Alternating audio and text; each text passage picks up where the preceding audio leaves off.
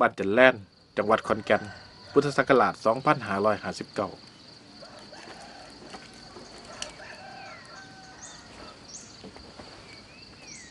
จังสิละแดงลูกเต่าเฮาน่ะเขาเป็นฟังเป็นฟ้าไปแล้วจังใดเขาจะสิมาสนใจผู้เฒ่าจังเฮาผู้เฒ่าจังเฮาเนี่ยเฮาจะต้องซอยเหลือตัวเองเด้สิไปทาอาศัยแต่ลูกแต่เต้ามันเป็นไปบ่ได้ดอกเฒ่าอ๋อสอนกูก็บ่ได้หวังพ่อปานนั้นดีกับลูกกูน่ะกูเลี้ยงมันมาผ้ามันใหญ่พอแห้งแล้วอันในใจกูเนี่ยกูอยากอุ้มตาหลานตอนนั้นได้เดี๋ยวนี้มึงอ่ะหาตั้งแต่เรื่องยากมาให้กูเฮ็ดแล้วเนาะเอ้าอีนี่แม่กูกับมึงอยู่บ้านเดียวกันใหญ่มาน้ำกันอยู่น้ำกันมาตั้งแต่น้อยเท่าใหญ่กูว่าให้มึงมาซอยแล้วมึงสิให้กูเอาหมาตัวใดมาซอยกูเอาขันมึงบ่มโนไปเองน่ะเอาตามแผนของกูนี่ละแล้วมึงมีแผนสองให้กูบ่หมอบ่ต้องไปคิดเรื่องแผนสองเลยแผนสองก็คือแผนหนึ่งนี่ละขันกูเอาไปแล้วเสื้อกูโลดอีหลีบ่ไอ้อีหลีโอเคเลยไม่เงี้ยสอนไอ้ทุบว้ายกูชนะมึงเลยชนะมึงละ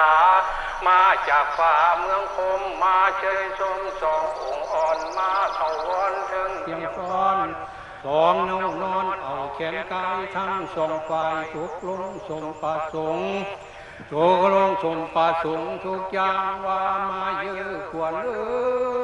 ยควรแข้งให้มาอยู่แข้งลาควร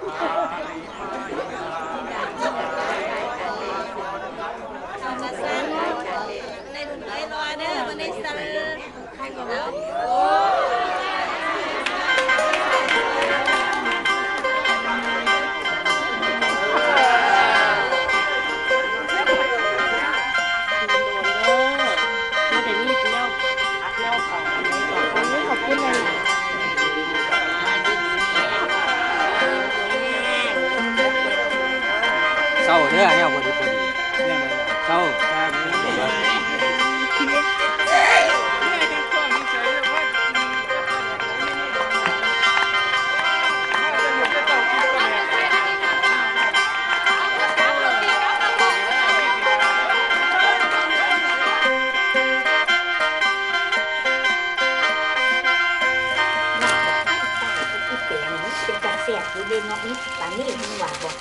แม่นิ้วแม่คนละมางานมันหลายเนาะสมมันหักมันเพ่งกันอยู่ดอกคูนี่ว่าแต่มันพากันสั่งกันแต่งเถอะมันดีเมิดละลูกคันบักหางานคอยว่าจะเอาเสาลองลุ่มซอยมันอยู่แบบแฟนแต่โอ้ยมึงกระจางเว้าไปเนาะมึงสิไปเอาสองล่องลุมซอยเขาจังใดโอ้ยบักลูกเอ้ยวันมีแห้งเขาได้นะวันมีแห้งเขาได้นะโอ้ยมึงกระไดเอาเบาพาเจ้าแม่ใกล้สิฮอดวันที่วาวกันไว้แล้วเด้อเรื่อง15 พนี่ไปเฮ็ดงานอยู่กรุงเทพเด้อโอ้โหแล้วล่ะมึงคือมาเว้าหลายความแท้บักลูกเคยนี่เดือนนานกูสิเฮ็ดบุญแจกเขาอยู่เฮ็ดบุญแล้วก็จ้องค่อยพากันไปเอาแม่เจ้าสิเฮ็ดบุญแจกเขาหาผู้ใดของเถ่าพอก็คือตั้งเฮ็ดไปแล้วก็เฮ็ดให้กูนี่ล่ะถ้ากูตายแล้วน่ะผู้ใดสิมาเฮ็ดให้กูลูกเต้ากันหนีไปหมดแล้วจังเสียเจ้าก็สร้างว้าวไปเนาะบ่ทันตายสิเฮ็ดปุ้นแจกข่าวหาเจ้าของคอยเป็นฝรั่งมาตั้งแต่น้อยเท่าใหญ่ว่าจะได้ยินเจ้าว้าวมื้อนี้แหละทำบุญแจกข่าวหาเจ้าของพะนาอดเอาอีกจะข้าวก่อนจ้องค่อยพากันกลับบ่ได้บ่ไอ้ไม่เคินเจ้าสิว่าจังไหนเอาเฮ็ดให้เล่าเฮ็ดให้มันแล้วมันทั่วซะอ้ายว้าวไปก็ว้าวต่อเจ้าไปหามือสันวันดีแล้วติแม่มันสิยากอีหยังมือสันวันดี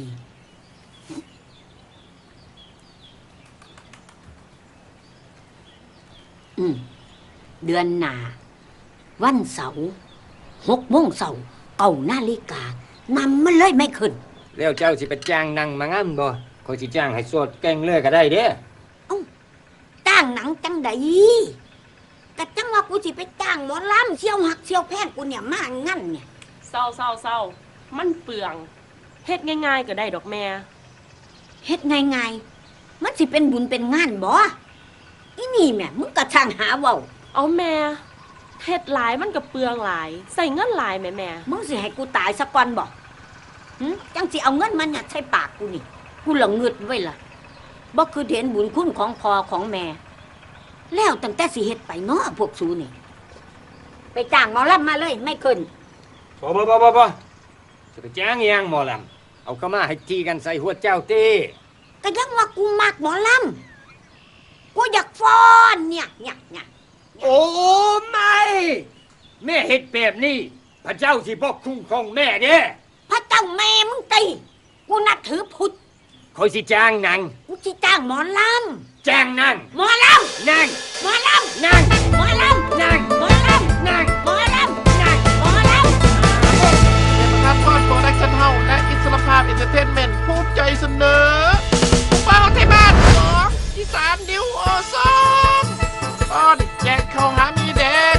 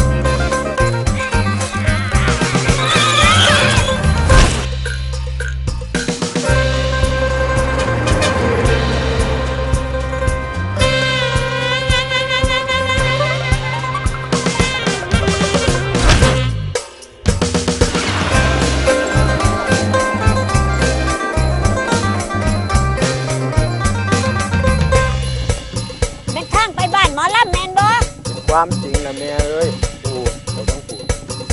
โอ้ขอบใจหลายๆเด้อ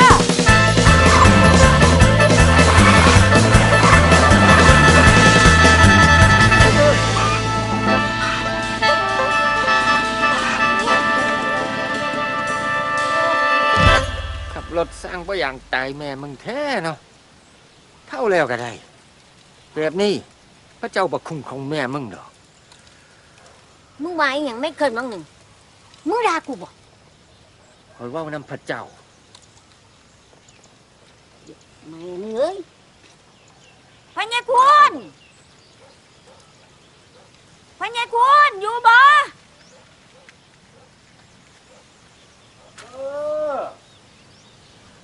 เอ้า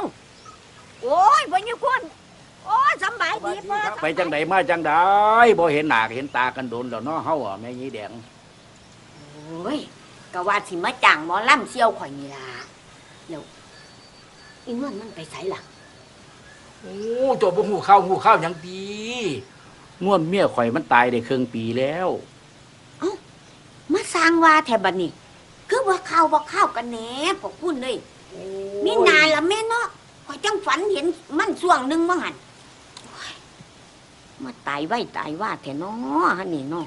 ข่อยก็ว่าสิมาจ้างหมอลำมันนี่ล่ะไปเอาบุญแจกเขาน่ะนะ จ้างหมอลำจังใด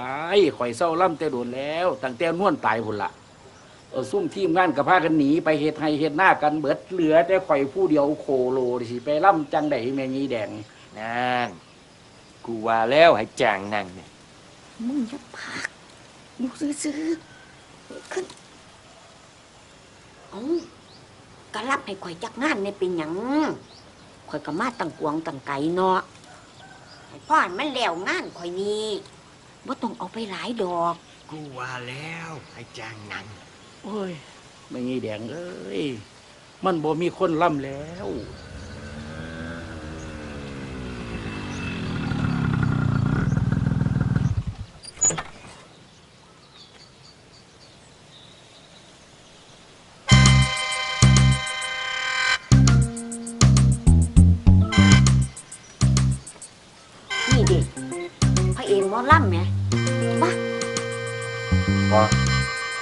มาจักหน่อยนะ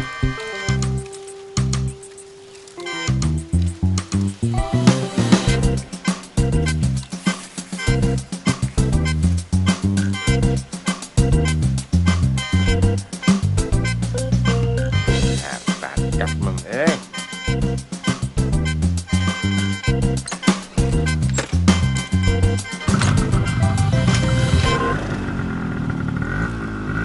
โอ้ย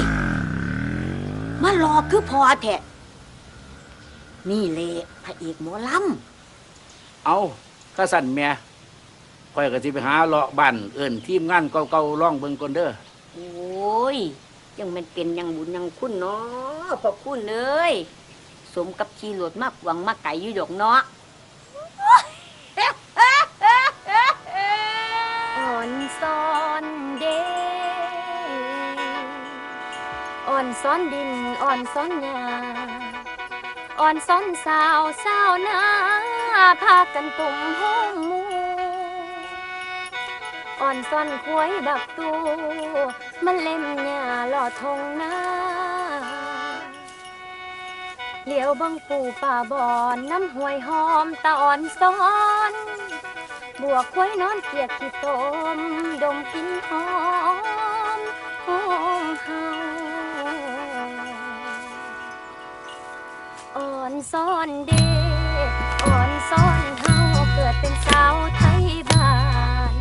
ไทยบ้านลูกอีสานคักแน่พ่อกับแม่เพิ่นเลี้ยงข้าวเหนียวจำแจ้วบองมวนเดน้องมวนเสียงลำเสียงน้องเสียงน้องห้องโคหันสาตามแบบสาวสาวนาหรือว่าสาวไทยบ้านวานเอ้ยหวานเจ้าผู้หวานตาช้ำตาช้ำขันกับสาวหมอลำให้มาก่อนมามวนก่อนใส่กันนวลควรส่วนเพื่อนมูสหาย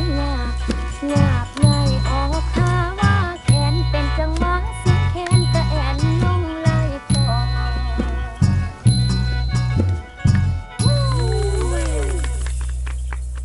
เสียงคือหมาเงี้ยไอ้สังกะสีนี่ก็อยากห้องเพลงเฮ้ย โอ้ยมึงคือสิคิดว่ามึงเสียงดีคักเนาะบักฆ่ากินหัวมึงเอ้ยเก่งแต่ขี่รถออกบ้านแล้วมึงเอ้ยสมืดเวียกบักเกาหลีไง คนรอคือกูก็ไม่ได้ขอเงินมึงเติมมันได้ล่ะ เฮ้ยว่าบังโบกหน้าเจ้าของเนาะพวกหายคือหมานี่จังไหนจังกล่าวว่าเจ้าของรอ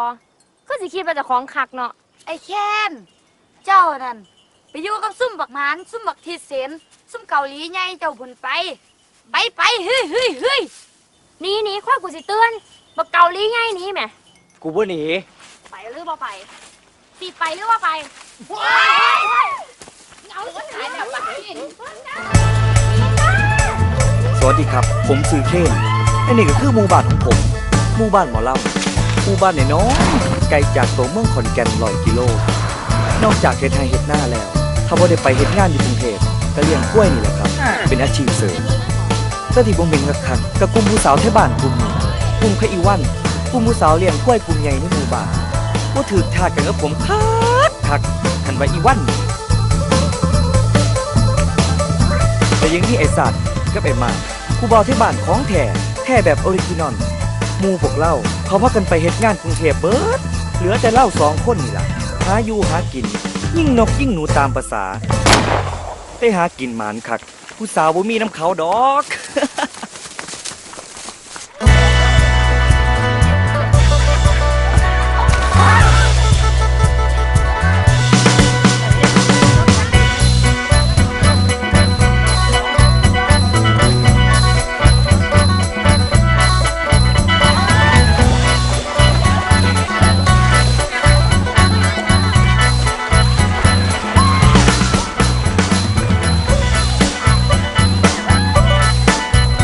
บ่แม่นเท่านั้นเด้ครับหมู่บ้านของเฮาเคยมีวงหมอลำหลายคณะซื้อติดอันดับท็อป5ของประเทศเลย คนในหมู่บ้านของเฮาก็เลยหัดร้องหัดล่ำเป็นกันเบิดบ้าน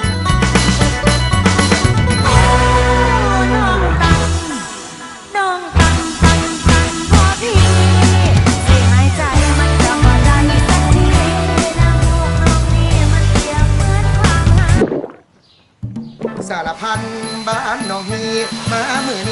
มาสี่คนสารพันบ้านน้องมีมาเมื่อนี่กระมาสี่คนมาเมื่อนี่กระมาสี่คนคนที่หนึ่งกินข้าวลาสองตามมาชื่อเพลงเพลงแสงล้ำกระเทยเซ็กหากินเด็กกระแมงเก้ถูกหากินเด็กกระแมงเก้ถูกสุกกระสุกถูกถูกห้าขวาสูกูมาเฮ็ดผมนี่ปฏิมาบ้างสารพันยาโอ้ยกูเห็นอยู่ว่านี่หนังหัวกูเลินมาแล้วนี่ นี่ล่ะน้องสมสาวซาประจำหมู่บ้านมักผมหลายแต่ผมบ่มักน้องเขาดอกเฮ้ยคนขี้ลุกสมเป็นลูกพ่อผู้ใหญ่บ้านเปิดกิจการร้านขายของซ้ำงานอดิเรกบ่ติก็ขายเลขนั่นล่ะครับ เลยไปไหนมา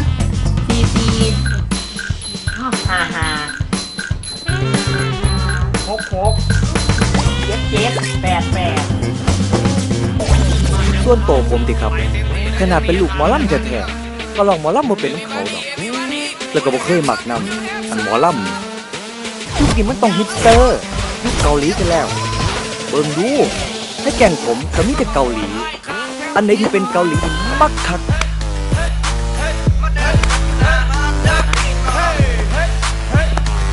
ปั๊บเอ้าขาไปน้ำไปตามหาทางเร็ว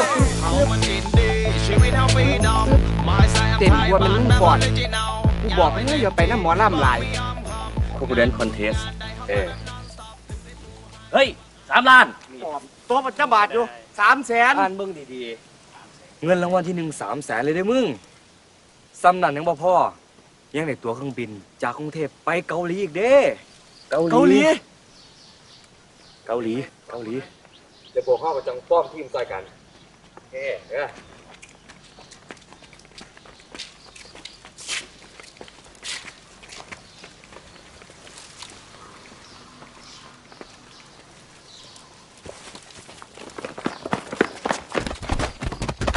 ฮะครัวประเด็น บักนี่ซื้อหมานเป็นเซียวหักผมนี่ล่ะแต่ก่อนมันก็มักเกาหลีกันกับผมแต่มันไปเบิ่งหมอลำดูหลายมันก็เลยเป็นน้ำหมอลำปอดหลอดเอิ้นบ่กลับเลยอันยังอีกเนาะวันนี้เด็บ่มันบ่แม่นแนวทางปริญญาเกษตรกรจังกูมึงมาลองเบิ่งเนี่ยบ่เพื่อนแข่งเต้นเกาหลีอ่ะเงินรางวัลที่100,000บ่ได้มึงอีหลีติหมอ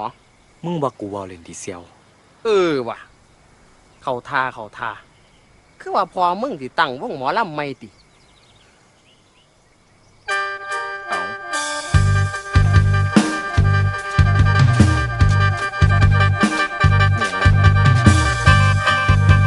มา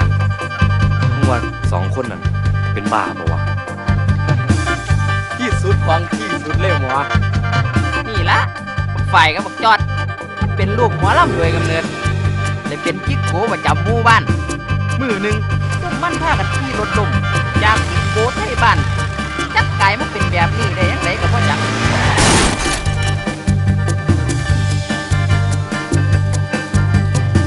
เฮาเป็นหยังวะคือมานั่งโกโซเบิดความคิดแบบนี้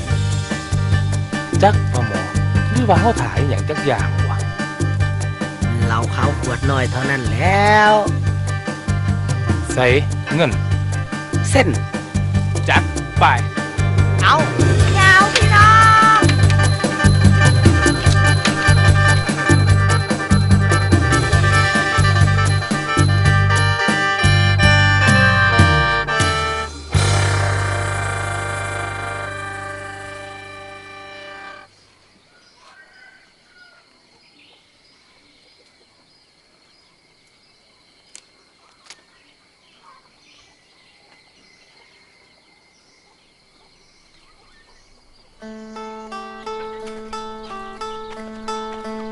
แหวงเจ้ายังอยากไปล่ำน้ำข่อยอยู่บ่เฮ้ย ข่อยไปทางไหนบ่ได้ดอกข่อยปวดขาหลายข่อยบ่ค่อยสำบายแค่นั้นแต่เบิ่งมวยหั่นล่ะแต่ว่าสิมาเอิ้นแต่เฮานี่ล่ะรับงานเขาเจ้าไว้แล้วขิงก็บ่ได้มวยมันสิคือบ่ล่ะอ้ายเฮาคือเฒ่าแล้วเด้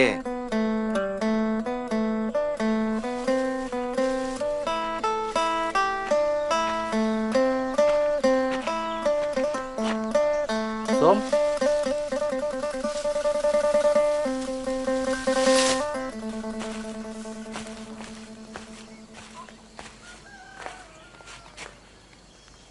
บักคุณ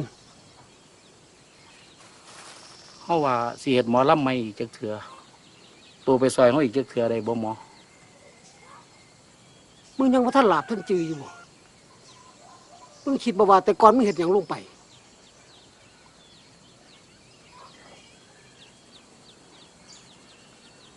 เฮารู้สึกผิดตลอดหมอเฮามันคนมีกรรมถ้าตัวบ่ซอยก็บ่เป็นหยังดอกเฮาสิไปถามหมู่พวกคนอื่นลองเบิ่งก่อน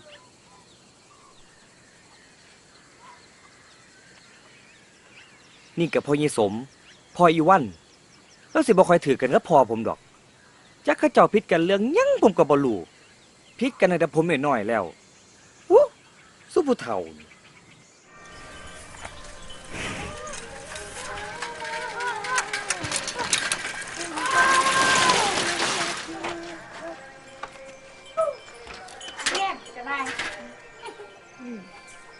มาตาใส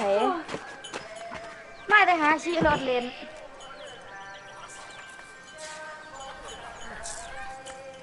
วันมึงได้ยินข่าวบ่ข่าวอย่างพอยเขียนแล้วตังวงหมอลำขึ้นใหม่เด้ว่าให้ไปสมัครน้ำเพิ่นบ่มึงอย่าเว้าหลายมึงสั่งมันอยู่บ่เขียนบ่อยากเห็นหน้ามันเลยดิโอ้ยมึงเนาะบ่ได้ไปหาไอ้เคนไปหาพ่อเล่าเอาแต่สิบ่อยู่บ้านน้ำกันนี่บ่อยู่จังไหนไอ้เคนเราบ่อยู่บ้านจักเที่ยดอกเราไปหาขี่รถเลาะบ้านอยู่พุ่นไปรถนะนะวันนะเอา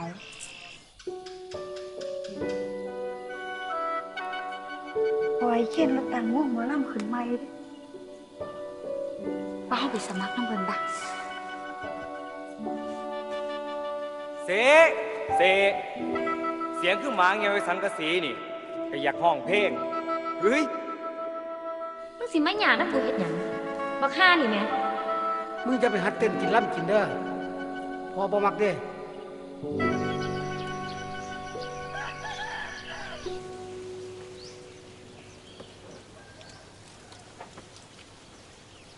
ลูกเอ้ยพ่อรับงานเขาเจ้าไว้เดือนหน้านี่ไปลำซอยพ่อนี่เด้อเอาเขาว่ามันเจ้าเศร้าเฮ็ดแล้วเพราะมันยุบวงไว้ไหมข่อยแล้วมาเป็นดอกข่อยบ่มีเวลาซอยจะเฮ็ดปานนั้นดอกข่อยก็มีแนวเฮ็ดของข่อยอยู่งานก็สมัครไว้แล้วหาเลยเขาประกาศผลนั่นล่ะ งานนี้หยังกูเห็นแต่มึงขี่รถอ้อมบ้านอยู่ซ้ำนี่ก็ซอยพ่อบ่ได้บ่ขี่มอไซค์อ้อมบ้านจังไดมันคืองานของข่อยแหมงานแม่มึงหยังเลี้ยงมาพ่อใหญ่แทนที่สิได้ซอยเหี่ยวซอยแห้งแน่ซ้ำนี่ก็ซอยพ่อบ่ได้บ่เอาเจ้าคือว่าจังสั่นพอเจ้าสิส่งเขาเรียนสูงอีหยังกระดอกกระเดี่ยแท้คันเสียมาเป็นหมอลำซ้ำนี่เจ้าไปหัดล่ำให้มันเป็นก่อนเป็นหยังจังว่าสอนผู้อื่นน่ะปาดโทใบปริญญาที่มึงไปเรียนมาน่ะมันสอนให้มึงเป็นคนแบบนี้ซะบ่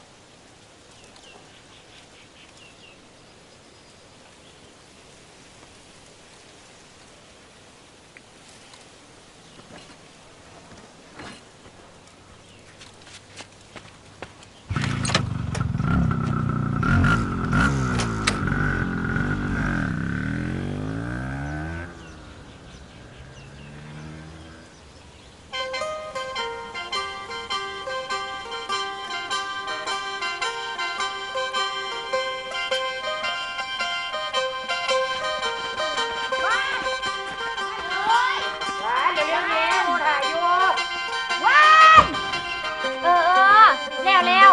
หาเนี่ยก็ต้องเฝ้าเทเลนี่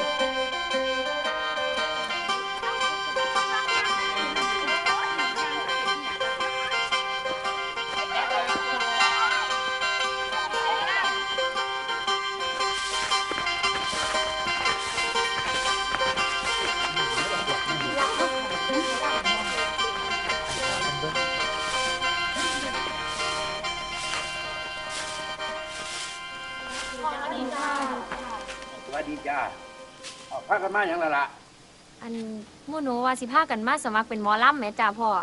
เห็นเขาเจ้าว่าพ่อเปิดรับสมัครหมอลำจ้ะก็เลยสิพากันมาสมัครจ้ะ แม่นจ้าแม่นจ้า มันสิคือบ่ละละมันบ่เป็นเรื่องง่ายๆเด้เป็นหมอลำอ่ะ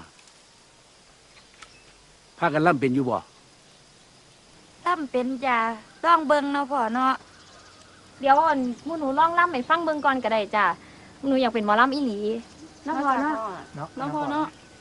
ใส่เดี๋ยวนี้ลองลำพอฟังมึงดู เอาสิ ลำ อ้าวฮานี่ว่าสำนีสาวนางออกเที่ยวป่าเดียวป่าใหญ่ไกลบ้านพันดูเกิดฮอดสู้แล้วนางเที่ยวสัญจรนางอ่อนซ้อนหัวใจเราไปปัญหาสู่นางไปดูเด้อละแม่นไรบ้านสถานท่องเที่ยวละเด้อ เศร้าเสียงสำนีดิสิมาเป็นหมอลำพานกลับบ้านซะไป แต่ว่าพวกหนูอยากเป็นหมอลำอีหลีได้จ้ะพ่อ แม่จ้ะ พากันกลับไปบ้านโลดีละบ่คือดอก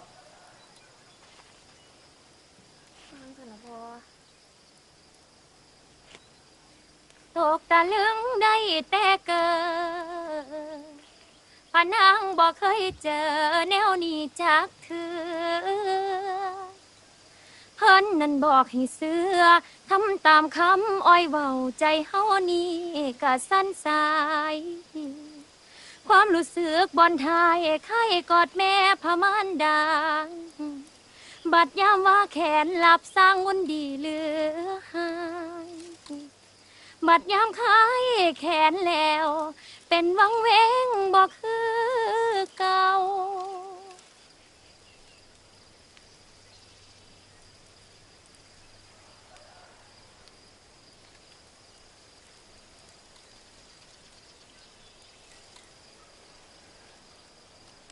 พานกลับไปสละก็ไปถามใจเจ้าของกักสะก่อนว่าหมู่ตัวนั้นมักหมอลำอีหลีบ่จังกลับมาหาพอไหม จังสันก็ได้กลับเท่านั้นแล้วป้าสูเขายังสัน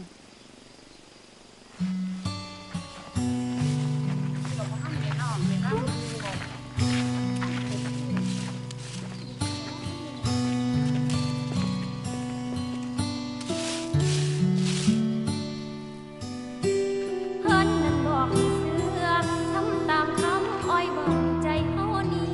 ก็สั้นสาย ความรู้สึกบอนทายให้กอดแม่พะมานดา แต่ว่าพวกหนูอยากเป็นหมอลำอีหลีได้จ้ะพ่อ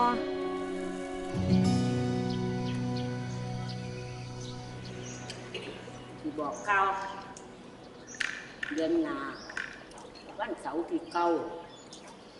6 โมงเช้า9 นาฬิกาเขาสิเฮ็ดกินแกะเขาเด้อเฮ็ดกินหาผู้ใดแกะเขาหาเฮานี่ล่ะเป็นบ้าตีเท่าตัวบ้านตายเนาะก็มีล่ะแม่นี่ล่ะกูนี่เป็นงานแรกของลูกเด้ยังไงเซียวแผนการที่เขาวางไว้ฮอดใสแล้วขันกันโดนอยู่ ที่ กำลังสิปวดท้องแล้ว อีปานนี่ก็บอกไม่เคยมึงจะไปกรุงเทพคอยกับพี่สอนกับพญายามทวงเวลามันจังว่าวัดมืองานผู้หลักจังใดมันก็จะต้องขอดลานในคอยมืองานคัก เอาห้าได้ไหมนี่เอิ้น ได้ไม่ยิงอยู่แล้ว แต่ว่าเป็นนักฟุตบอลได้เด้อตีแห้งเด้อ ไม่ยิ่งแน่เลยสิไปเตะฟุตบอล ได้แน่ ห้าได้ไม่ยิ่งสิต่างสิบ้าง คิดแล้วน้องอาย ไอ้ เท่านั้นแหละน้องอาย ไปเอามาแต่ใส่ปานี่ไม่เคินมาแต่ใส่ไอ้ มันมีในโทรศัพท์ โอ้ ๆมึงเป็นเราพี่เราน้องไปเลยทำเพลงไปเลยโอ้ยเราฟังกูตัวเนาะนี่เนี่ยโอเคเลยพี่สอนเป่ายิงชุบ เอาเสียงสนมาเด้อนะตกถึงเขาเปลี่ยนเองเกิดได้อยู่ดีๆเกิดใครเขาว่าโลกมายามันเป็นผักเป็นป่าคนเฮามันยากเจ้าถือสินแต่ปากแต่สอนคนอาบัวเดียวมึงตนจีเฮ็ด ย่ำนางแนวหลวงพ่อเฮ็ดต่างกินข้าวย่ำแรงไฟจัวหน่อยกะแหงมาหัวซาสินขาดเปลี่ยนไปเบิดคุกความดีละถือคองหาเอาเงินเอาทองนี่แสวงหาลาบถ้าได้เงินเต็มหาเพิ่นกะว่าโยมดีขออนุญาตก่อน ว่าเราว่าไหนว่าล่ำกะได้เอา โอ้แม่เป็นยังวัดดีค่ะ แม่ อยู่วัดนี้วัดนี้ เจ้าจะไปใส่ไปไง เอาก็จังว่าว่าสิมาเราบุญนี่ล่ะ เจ้าเอาผัวไหมบ่แม่ หามือเอ้ย ให้เจ้าใครเอารุ่น จังว่ามาเราบุญ โอ้เราบุญเราบุญ แก่เมื่อยบาดแม่ โอ้ยอย่าให้เอาแม่เอาเถอะ มื้อใดล่ะอีแม่ มื้อวันที่เก่าวันเสาร์ที่เก่านี่ล่ะ โอ้สิฮอดเนี่ย เออ บุญนี่ยังอ่ะ บุญแจกเขาวหาเจ้าของ ว้ายสร้างว่าเห็นไม่ยังว่าเห็นเต็มหมอลำมูเอาว่า เด้อหล่ะเด้อไปซอยกัน ครับแม่ เอ ครับ อวันเสาร์ที่เก่าสิถึงนี่ล่ะ โอ้ครับเท่าที่ฮอดนี่ มีหมอลำมาแล้วแม่ เอาก็สิมีตัวเนาะ เสียนบ่แม่คือเสียน เอาก็สิ หางัวอย่างเดียวเลย ขางงัวอย่างเดียว ครับ บ้าน ครั เฮา บ อ่ะ หมูเขาไม่กินได้คนอื่น มันเมามันโพดว่า อย่าใส่ลืมบอกแม่เนี่ยบุตรเด้อ อ๋อแม่ยังบ่ครับสิบอกให้เอาแม่ บอกแม่ไปเราบ้าน กับบ้าน นี่ นี่แหละ ล่ะ ครับผ เด้อ ม เอาที่ดีๆ ครับผม คันบ่ยกน้ำลูกหลานมา ยังว่าชุดบ้านแล้ว เฮ้ยกูอยากใส่ความรุนแรงไงวะ พัดแต่ได้เคยฝรั่งนี่เราเป็นไปทั่วได้แม่ยายแดงแกเข้าหาแต่คลองบนนั้นกูก็เห็นแต่แต่ลกเป็นท่อง คือเขาเกิดมากูก็ได้ยินนี่แหละ โอ้ยไร้สาระโซ่เนี่ย กินเหล้า เบาแค่เบา น้ำขาฟ้าแล้ว เจ้าหลวงพ่อเฮ็ดต่างกินข้าวย่ำแดงไฟจัวหน่อยกะแหงมาหัวซาสินขาดเป็นไปเบิดทุกวาดถีละถือคองหา เอา เอา เนี่ เงิ ย น มัน เอาท สู อง บยาไม่เล่นกันละบาด แสวงหาลาบ โอ้ยบักชัดปีเอ้ย เจ้าพี่ ยังก็เข้าว่าชัดปีที่เมียงก็ว่า โอ้ ใส่หลัก อีแปรอีแปร เปียไม่ยัง คนมันมีเนี่ยเนาะ ว่าอีแปร ตัดใจจีแม่หมด โอ้โห มึงบ่ยันเมียมึงสิได้บ่ได้ยันไปหาบอกสัตว์คนสิได้ยินนั่นกูว่าแล้วมันสิโทรมาอีกกูว่าแล้วชัว อีแปร เนี่ย แน่นอนแน่นอน มาแล้ว ขัดเขา มั วะ นต้องจี้แล้วลูกผู้ชายเขา อย่าไปยันมันแม่ อย่าไปง้อมันครับปานนั้น จังน้อยเอามาอีกนั่นบ่ต้องการร่วมเนี่ย ย่า เอ้ย อย่ามันเปียกๆฝืนยิ่งหรอกมึงเลย เนี่ยเศร้าบัดนี้ โอ้โห ลูกใส่ก่อนได้ ขอแค่เดี๋ยวว่าหมอ ที่เฮาเนี่ย หอดกูไป บุคคลหน้าเอาเป็นเยี่ยงอย่าง อย่าไปเอาแนวอื่น บุคคลตัวอย่างแน่นอนเดี๋ยวว่า มันต้องจังซี่แม่ไอ้เสือจังสิเสือนี่อย่าไปถิ่มไล่ บ้านหลังเฟี้ยว ลูกผู้ชายเนาะ อย่าไปบอกมันดี อย่าสักเสีย ลูกกูใส่เฮา เตะปากมันผุนแม่ว่า มีย่านตะแตงยัง ปืน M16 ยิงโบปากมัน บักเฟนตามึงสิสแตกอีโดนบ่เหล่านั่นน่ะกูโทรหาไปยังเจ้าบ่รับฮะโอ้ยกูบอกหนึ่งเขาแต่เศร้า กูบอกกรอกน้ำให้น้ำมึงเฮ็ดไปเบียกบ่การงานบ่สั่งสู้กันคือกันสมมุติมีเบียกบ่มีงานแต่เป็นยังบ่กลับบ้านกลับซองฮะ ในห้องบัดนี้ เอ้ยซุ่มสูนี่เฮ้อเบียกบ่การงานบ่สั่งเงินบ่หาตัดตีน โอ้บ่ได้หาตับปานนั้นหรอก ตีนกูนี่จังบ่ดิมึงกลับเดี๋ยวนี้เลยลุกมากลับบ้าน บอกว่ามันต้องเนี่ย มันเห็นเลยจริงดอกบ่มีหยังบ่ เฮ็ดเย็นของเมื่อกี้นี่มึงคือย่านคือแท้ ก่อนย่านทานยังเนาะ ย่านอีหลีของเมื่อกี้นี่ บ่อยบ่ เฮ้ยยังไงยังดีแล้ว ได้สิ วะ เราจะ อ้าวไปแล้วโอ้ย ก็โดนหรอกบ่สอนเอาอีนี่มันคืออย่างลูกเท่ามาแบบนั้น โอ้ยมั่วกูเจ็บท้องขี่บ่ออกสงสัยกูสิเป็นตองผูกว่ะหมอ ที่มึงตัวจักเถียไปมื้อนี่ ตดกระตดบ่ออกเท่ามาแล้วมันก็เป็นไปทั่วเลย ตอนนั้นแหละ ใส่สายเบื่อเบิ่งดู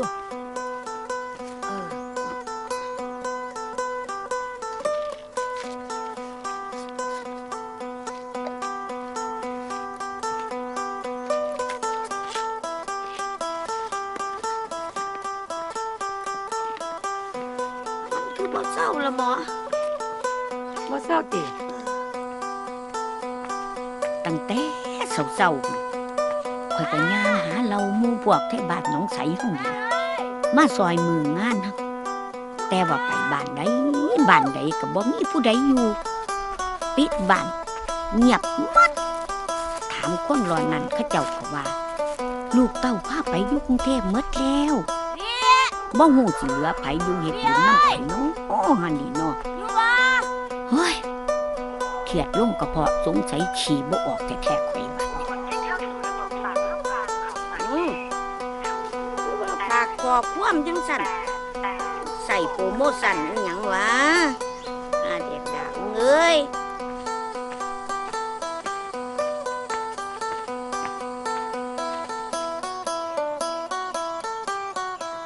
ไปซื้อยาระบายบังคับแขกมากินไปร้านหมอลิลลี่เด้อเราดูแลผู้เฒ่าดียาปลอบรากพลักยาสำหรับสตรีเป็นยาฟอกเลือดสำหรับสตรีประจำเดือน ไอ้แฟนตาไปใส่คือบ่เห็นมาก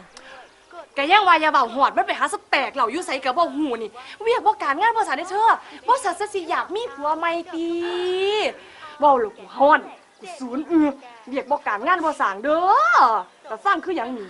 เป็นตัวคือหยังนี่ แต่เอ้ยฟังเฮาเด้อแม่นตัวสิว่าจังได๋ก็สร้างมันบ่มีหยังดีสำคนบ้านเดียวกันดอก อุ้ยดีบ่ดีก็ไปเบิ่งเอาอยู่วงเหล่าพุ่นน่ะ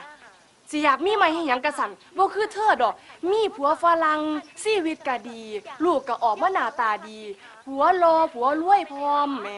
มันรวยมองได้บักไม่เคินนี่อย่าให้เว้าเถอะ ย่างหน่อยก็รอเนาะ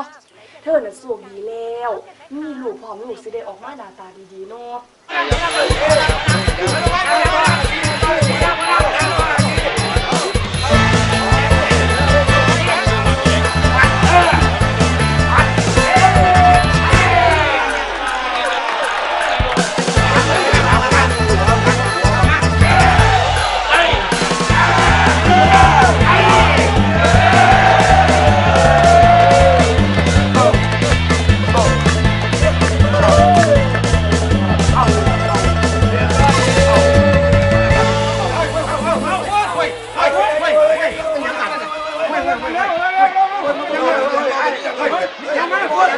ตายอีกแล้ว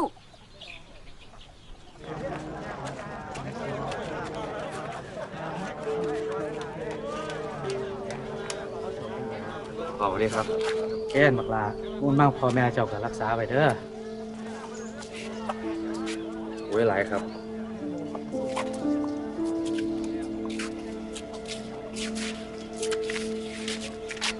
กินที่บ่อน้ำนี่ หนี หาวเลยแค่น่ะ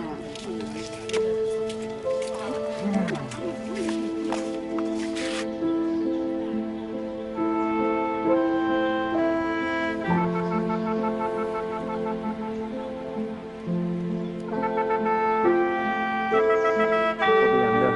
ไม่พอมึงสิเสียแล้วจะจังไหนมึงก็ยังมีพวกกูรอมึงนะงานแข่งมึงเสียจังไหนวะเดี๋ยวกูขอเวลาคือจักหน่อยก่อนเด้อขอบใจหลายๆ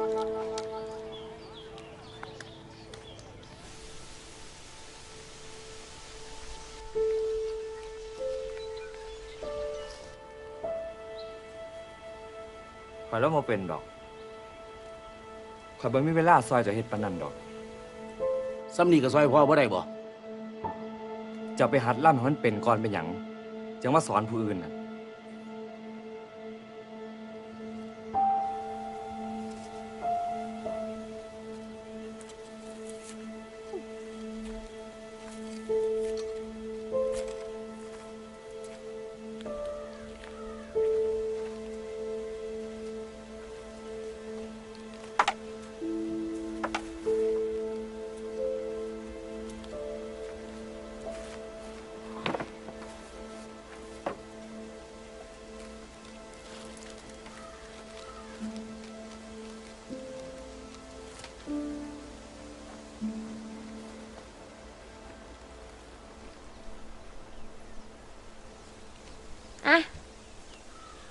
บักขามแปรหน้าพญาคมแซ่บแซ่บหวานกับหวาน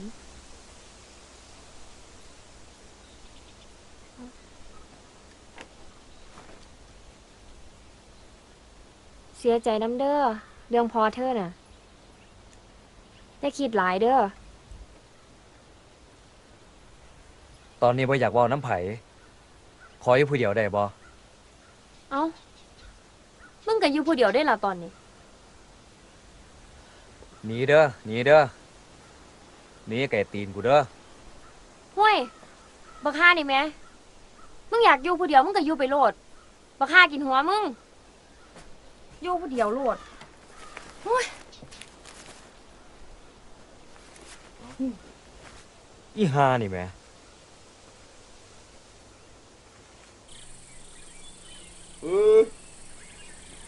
สาวสามมาแล้วบุญมาแรงมาแรง ไอเคน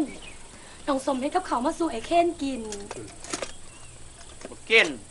มันบ่มีอารมณ์สิคุยกับมึงหรอกอีสม บักหมานมึงโหได้จังไหนว่าไอเคนบ่อยากคุยน้ำกู ขอบใจหลายเด้อน้องสม ให้กับเขาวมาหลายอย่างเลย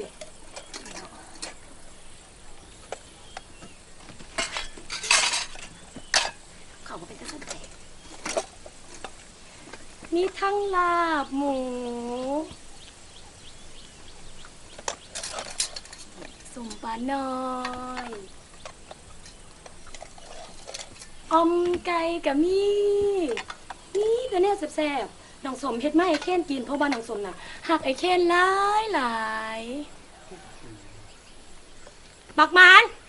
บักห้ากินหัวมึงมาสอนความกูเฮ็ดอย่างเดียวนี่ฮะมึงอย่าให้กูสูญเด้อมึงสิไปใส่กระไปเลยไปฮะมึงสิหนีไปใส่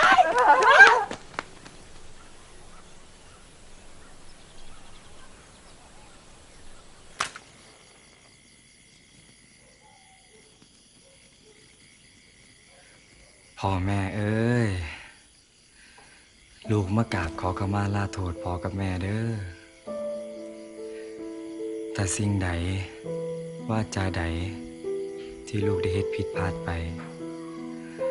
ลูกก็ขอกราบขออภัยพ่อกับแม่เด้อ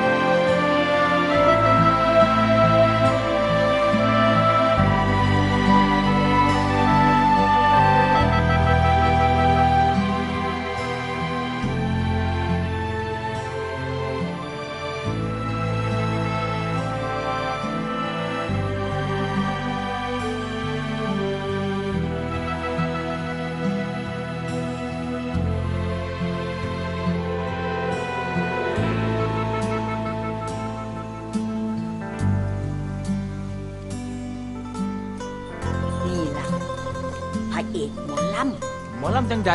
เขาเกาหลีเด้อเพื่อนแม่นเป็นแล้วใช่เลยเกาหลีสุด เกาหลีมุกขี่ก็เบิ่งบกหนาจะของน้ำมึงอะเก่งจะขี่รถออกบ้านซุ่มอึดเวียกมาเกาหลีไง หมอลำมันอยู่ในสายเลือดเดี๋ยวมื้อหนึงโตก็สิเข้าใจเอง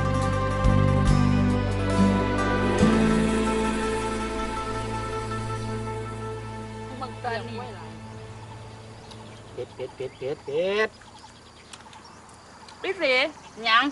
เมื่อไหร่มึงสิหัดล่ำให้ซุ่มกูอะมึงสิเอาล่ำแบบไหนล่ำทั้งสันล่ำทั้งเงาทั้งเตยทั้งรองล่ำทั้งโค้งมีเบิร์ดสุดล่ำแต่ว่ามันต้องมีค่าคู่ค่าค่ายน้ำตัวเงินสด599 บาท โอ้ย ไม่เอาหลายเถอะ เอาฮานี่โอ้สำนีสาวนั่งออกเที่ยวป่าเดียวก็ยังไกลบ้านผ่านดูกึดนอสู้ละนางเที่ยวสัญจรกึดนอสู้ละนางเที่ยวสัญจรนางอ่อนซ้อน หัวใจละไฟฝันหาสู่นางไปดูเด้อ เฮ้ยหมานมึงว่าหมอลำกับลิเกนี่มันต่างกันหม่องใดวะ ข่ามึงเอ้ยหมอลำมันเกี่ยวกับมรสพที่มวนสุดแล้วในอีสานทางใต้ก็มีโนราทางภาคกลางก็มีลิเกดีละหมอลำมันมีหลายบาทหลายแขนงเพราะว่าสิเป็นลำฟ้อนลำสิ่งลำมูหรือลำเรืองต่อก่อนมันยิ่งใหญ่อลังการแสงสีเสียงหางเครื่องแดนเซอร์หลังจากทุกอย่างพร้อมแล้วก็ยกย่อคู่เปิดวงให้พี่น้องได้เบิ่งสละละมีฮอดตลกให้พี่น้องได้เบิ่งได้หัวขวนกันเลิกมากก็สิเขาล่ำเรียงต่อก่อนใส่สุดเพชรเหลี่ยมหยาบสิเอาเรียงใดมาล่ำเป็นนิทานพื้นบ้านกันว่ากันไปมีพ่อพญาแม่พญาว่ากันไปล่ำไปฉากใดก็เตยออกเตยเขาทุกหันแล้วโตกปันใดก็เตยมวนคือเก่าเมดขึ้นสอดแยงท่านมึงเนี่ยหูรายละเอียดหลายก็ดีมึงก็ไปถามผู้เฒ่าเบิ่งแต่ก่อนอื่นที่สำคัญที่สุดถ้ามึงอยากเฮ็ดวงมึงต้องล่ำให้เป็นซะก่อนถึงสิทำวงได้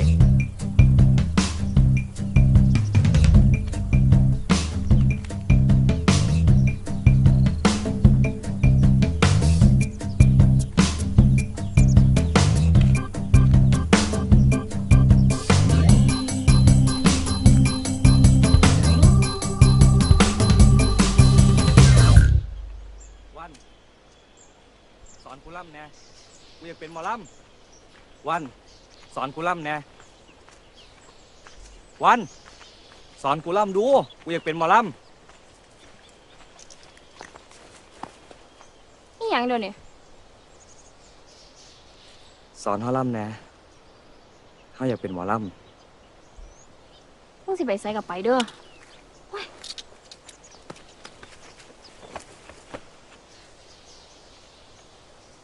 บักแคนว้ายบักแคนมึงสิเห็นหยังกูไอ้ซอยข่อยแน่บักแคน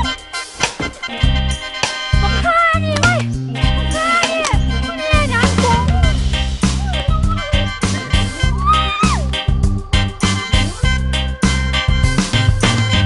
สารพันบ้านหนองฮีมาเมื่อนี้มาสิคนสารพันบ้านหนองฮีมาเมื่อนี้มาสี่คนมาเมื่อนี้มาสี่คนก็ที่หนึ่งชื่อพอลลาสองตามมาชื่อเพนเค้กฮักอีห่านจะไม่หลอกบ่มวนนั่งตั้งแม่เบาบ่ถึงตุลาโทษเสียงบ่ถึงฟังสองตามมาซื้อแพนเค้ก เอาเสียงสูงๆกว่าไหม โดยข้าน้อย เอาไหม เพียรแต่ผู้อื่นซ่า สองตามมาชื่อเพนเค้ก แปลงล้ำกะเทยเซ็กกินเด็กกะละแมนเจสุกินเด็กกะละแมนเจสุสุกะละสุบ่ทันได้ถอนพี่เอาสวยลูกสวยสวยเลยพี่หนึ่งพี่เสนอเป็นของเราแน่นอนใช่แล้วค่ะไม่ใช่เราแล้วแต่ใช่ใครถูกต้องโอ้ย ชุ่มขี้กระตือเนี่ย เฮ้ยไม่ยังไงดิมึงก็ตั้งเล็บก่อนดิวะโอ้ยบักฮามึงเอ้ยมากวนมูทะเนาะเขาดิซ้อมเรื่องเขาเป็นยังไงนี่เก่งมันเสพคนนี่กวนกูเด้อกูจับกูเด้อบ้าบักฮานี่แม่ไม่นะเข้าไปกันเลยลงซน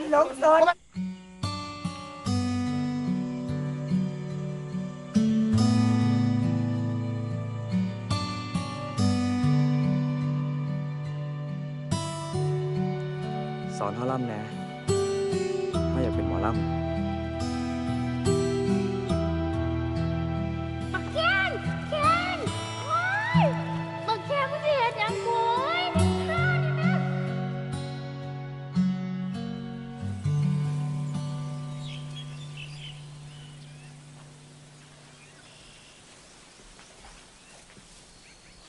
เฮ้ย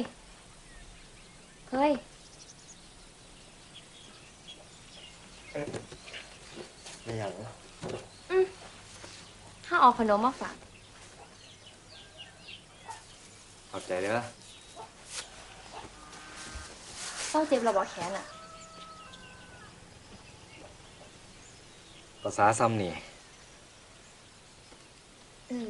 เราเป็นหยังคืออยากเป็นหมอล บางเทื่อความฝันเฮากับชีวิตจริงมันน่ะขัดแย้งกันเด้เฮาบ่อยากเป็นดอกหมอลำแต่ว่าถ้าพอเฮาหั่นติอยากให้เฮาเป็นหมอลำ แล้วล่ำเป็นบ่ล่ะ ห่วยถ้าลำเป็นสิขอลองให้ตัวสอนเฮ็ดหยัง เอาจังสี่บ่ถ้าเฮาสอนตัวล่ำตัวต้องรับพวกเฮาเข้าวงน้ำเด้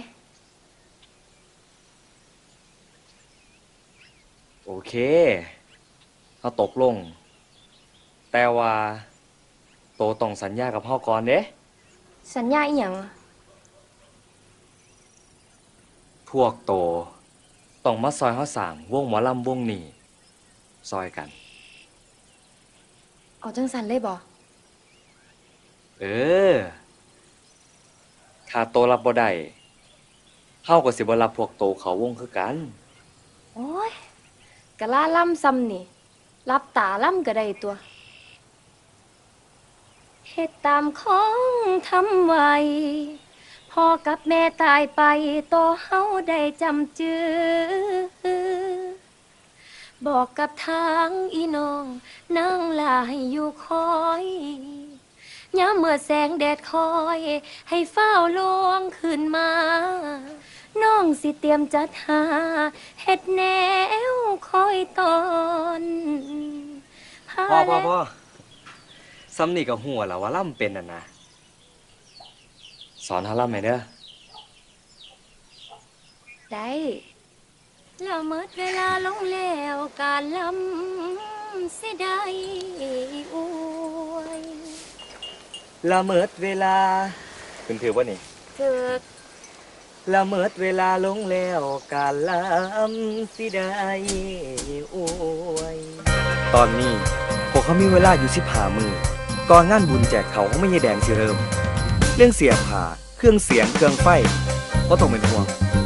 เขาได้ไล่ซื้อทีมงานมาจากสวุฒิหน่อยของพ่อเขาแล้วแต่ที่สำคัญคือพวกหมอลำนี่ล่ะเขาต้องหาคนมาลำทั้งพระเอกนางเอกโตโกงพ่อพญาแล้วก็แม่พญา เรื่องนั้นน่ะไอ้เค้นบ่ต้องเป็นห่วงเลยพี่สีมันเป็นโตตั้งตัวตีอยู่แล้วเรื่องร้องเรื่องล่ำนี่มันถนัดค่ะแนวมักของมันเลย ร้องในงานแต่ว่าพนมมือเกิน เอมีนาสา โอ้ กาย นี่มันท่าสวด ต่อไปพนมมือขึ้นกูกับอีมีนาโดดแล้วเนาะ ยามนอนหลับให้ฝันเห็นเลข3 ตัวท้ายยามนอนหลับให้ฝันเห็นเลข3 ตัวท้ายและให้ได้บ่ายเงินล้านทำงานมีตำแหน่งและให้ได้บ่ายเงินล้านทำงานมีตำแหน่งว้าวแล้วเมื่อเย็นวันด้วย ส่วนไทยแก่งของเฮาก็มีเท่าหมกหมานลำทำนองขอนแก่นสารคามอุบลได้บัดสอดปัด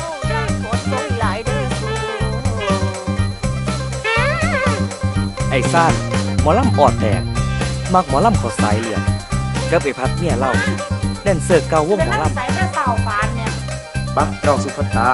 ในเวลา3 โมงเช้า9 นาฬิกาป่านนี้พระเจ้าตา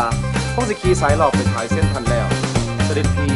คงต้องรีบเอาเดินทางไปเมืองพระนครศรีสาครนี่ขอเพียงแค่ขี่ โอ้ยบักพระเอกใหญ่เอ้ย ไปแล้วน้ำหมอน้ำการบ้านไม่ให้จะเคลื่อนโอ้คุณตันเบิดแล้ว5 นี่ แต่ยังมีไอ้โจพระเอกหมอลำสุดหล่อขวัญใจกระเทยแต่ยังมีคู่หูดูโอหมอลำซิงสไตล์จอดฝ่าย ส่วนมือกีตาร์สิไปส่วนไอ้จิ๋วลิ้วซิ่วดอก อะไรนะขออีกทีชัดๆว่าจะไปร้านจะบ้าเหรอ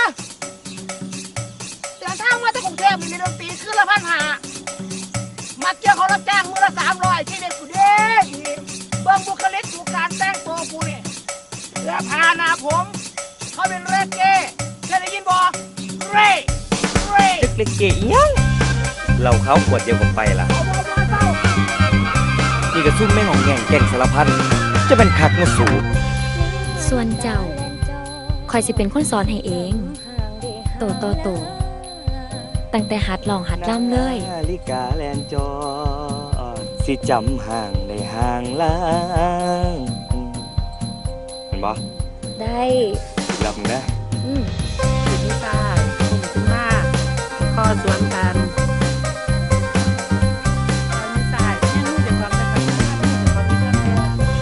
งามบ่ งามอยู่ คนพามาเบิ่งงามกว่า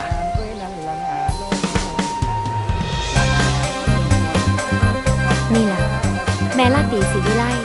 บรมครูหมอลำเก่าของหมู่บ้านเฮา หัวใจอา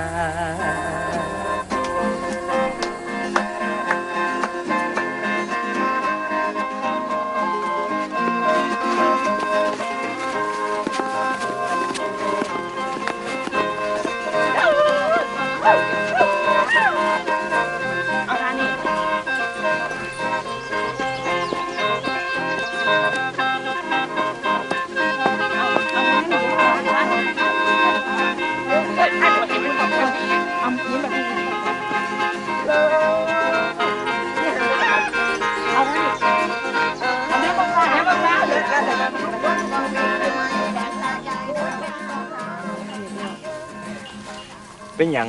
หมอล่ำเวลาก่อนล่ำนี่เขาเจ้าจังต้องโอละนอนำอ่ะ จักล่ะบ่แม่นเขาเจ้าสิบอกว่า เอาแล้วนะ ติ แม่นติ บ่แม่นโอละนอนั่นคือการเทียบคีย์ อืมเออ โอละนอเอาแล้วนะนึงสิติ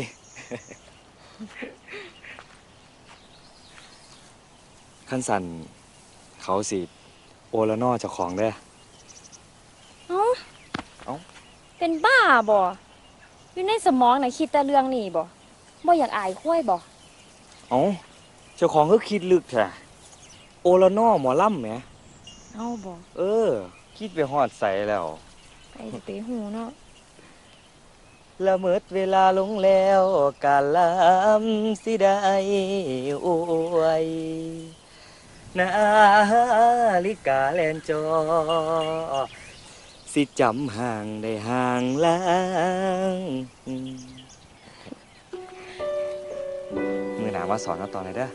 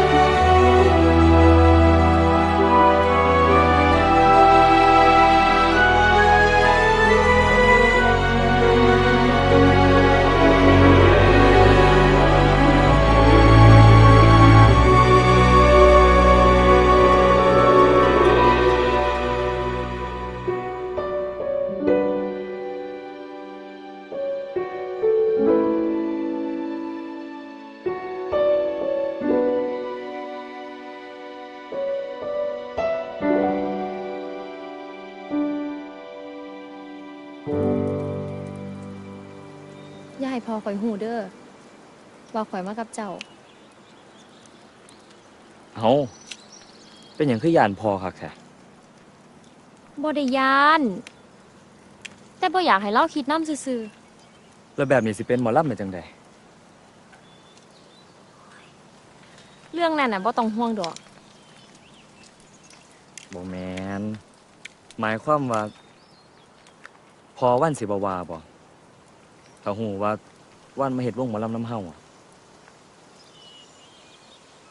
ถูกด่า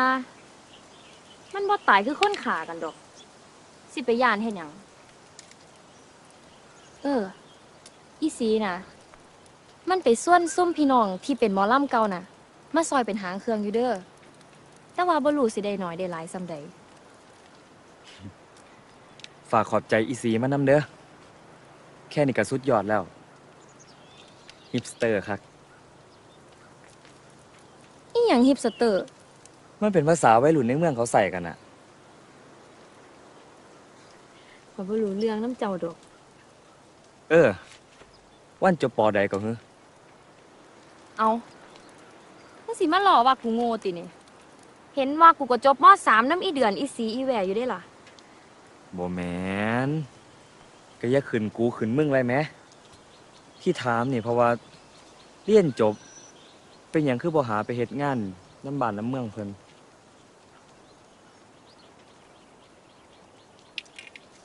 บ่ไปดอก อยู่บ้าน อยู่กับพ่อกับแม่เฮานี่ล่ะ ดีแล้ว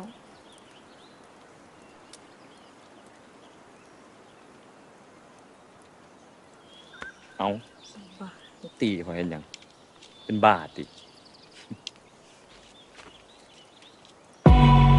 พวกสูน่ะคือมาโพดแถมหมอไทยบ้านใดสุขคือมาโพดแถมหมอ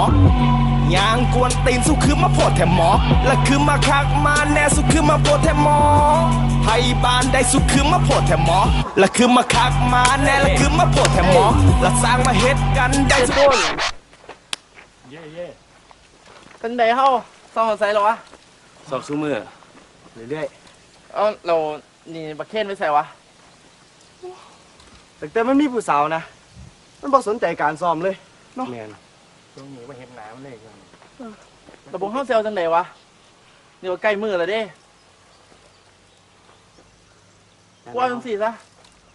ตันออกไปเลย เฮ้ยกูว่าเดี๋ยวให้กูไปลองเว้าน้ำมันมึงก่อนอย่าฝ่าตัดมันออกเถอะ กูให้เวลามึงแค่มือเดียวนะ เดี๋ยวกูลองเว้าน้ำมันมึงก่อน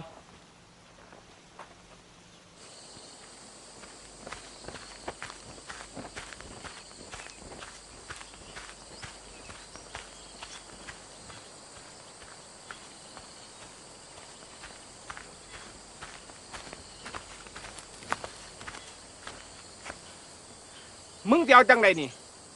เรื่องประกวดเต้น cover dance นี่ บ่ยากดอกพวกมึงพากันซ้อมไปโลด พวกกูพากันซ้อมแล้ว เหลือแต่มึงน่ะสิบ่ท่านไปซ้อมเดี๋ยวนี้ น่ะ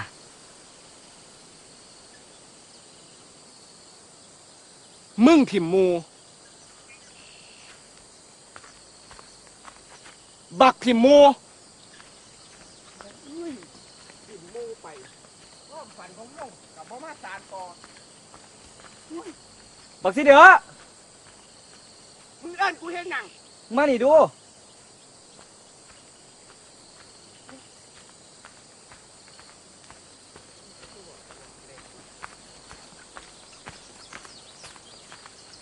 มึงเอิ้นกูมาอีกแค่หยัง มึงกลับไปบอกหมู่เด้อว่ากูลาออกจากวง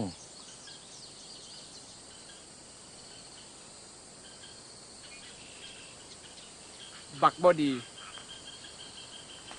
มึงอะถิ่มหมูบักหากินหัวมึงเลย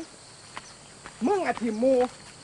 มึงที่เอิญยังกูมาหลายรอบมึงเอิญรอบเดียวมึงบอกให้จบกันแล้วบักห้ายำขี่มึงเอ้ยกูเฮงห่อนแดดอยู่มึงก็บ่ยางมาหากูเนี่ยวะกูติดจมเป็นหยังกูเดียวกูเป็นบ้าสิบักบอดีมึงถิ่มหมูมึงจำมาเลยมึงจำมาเลยเด้อมึงถิ่มหมูต่อไปกูกับสิบ่ถิ่มมึงคือกันเอ้ากูคือสิบ่ถิ่มมันกูก็ต้องถิ่มมันเพราะมันถิ่มหมูเห็นบ่กูต้องถิ่มหมูพี่น้องเอ้ยกินเหล้ากินเหล้าเมามานะกินมวนกินหลายนั้นผัดอ้วนกินหน่อยผัดจ่อยลงเฮ้ยเฮ้ยเฮ้ยเฮ้ยเฮ้ยเฮ้ยเฮ้ยเฮ้ยส่วนผู้ใดอยากมวนไปหาคำไอ้สิพาไปอาบน้ำไปอาบน้ำสมประทานใส่องค์คงผู้ยี่หงเชิญ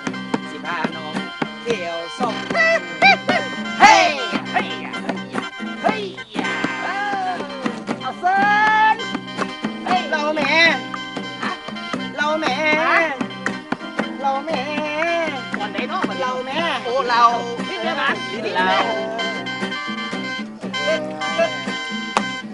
บ่สิเป็นแขนหรือสิเป็นนวดผีไต่หวงนี่เบิดผู้สาวนี่เว้าเทื่อเดียวตอนนั้นแล่นน้ำเฮาอ่อนหลอดเด้อเห็นบ่ขอมันดีห่วยแม่นอีหลีติจ้า บางเบิ่งสืบถามกูเนี่ยไอ้แล้วมันรู้แม่นความมันมัด รับไป สาธุ สาธุสาธุสาธุ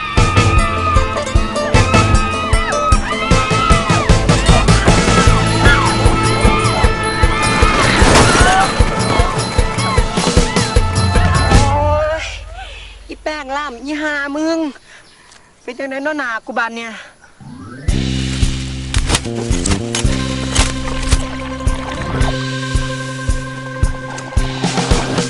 แกทำไหนหญิง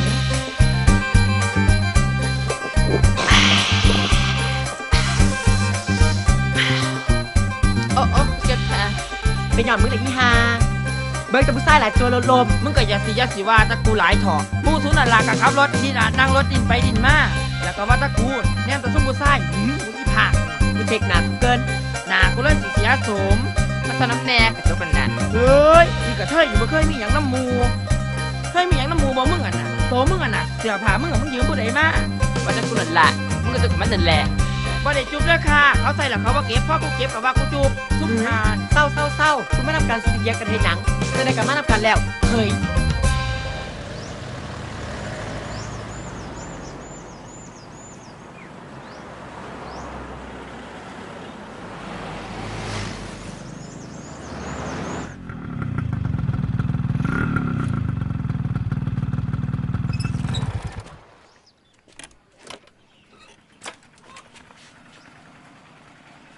เจะของมืออื่นไปเลี้ยงควายให้เขาแน่เด้อเขาว่าเขาสิไปเบิงข้าเจ้าแข่งสารพันอยู่วัดกับหมู่แหม เอาไว้เขาไปน้ำติ บ่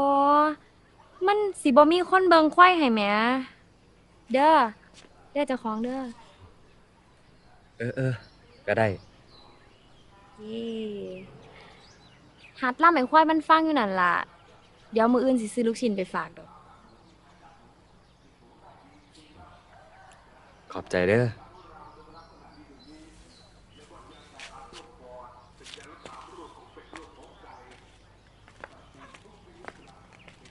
ขอจับเป็นเด้อพี่อ้าย โชคดี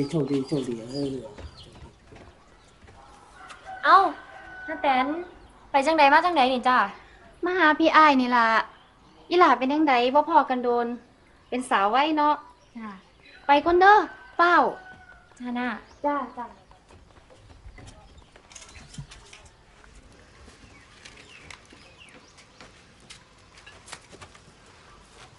วันมึงมาแต่ใส่พ่อบอกแล้วว่าจะไปหัดเต้นหัดล่ำลูกเป็นยังจะฟังความพ่อคุณแม่แท้ เขามาขอความซอยเหลือ เจ้าก็สิใจดำอยู่บ่ เตรียมตัวไว้ อีกอาทิตย์หน้าพ่อเสียไปทำงานกรุงเทพกับนาแตน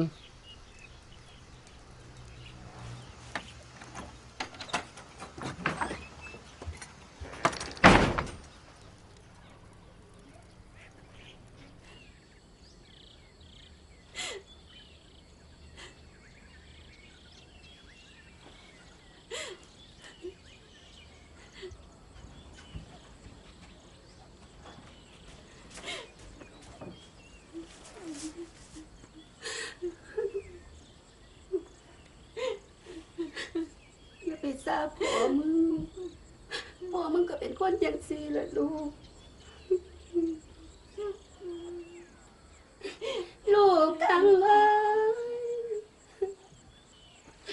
ผมพ่อปานเกลือนน้องสมองเบาบ่หูสูความหักแม่ทอพูดหลวงความหวังเห็นทอแผ่นป่าจะเว้าเราไปลงเพิ่นยังว่า แล้วลืมลงกะตันอยู่ที่ยังคงไปพะวงทุกแรงเศร้า สีมึงอยากไปเฮ็ดงานกรุงเทพอยู่บ่ กูก็อยากไปอยู่แต่ถ้ากูไปกูก็สิคิดฮอดอีพ่ออีแม่เที่ยงอีกอย่างหนึ่งย่านเขาหลอไปขายเป็นหยังมึงก็ถามกูแบบจังซั่น กูอยากเป็นหมอลำแต่ว่าอีพอเราสิให้กูไปเฮ็ดงานอยู่กรุงเทพ เอามึงคือบอกแบบนั้นมึงสิไปยังไงไปพวกกูเด้ไอ้เคนเด้ก็วงหมอลำเด้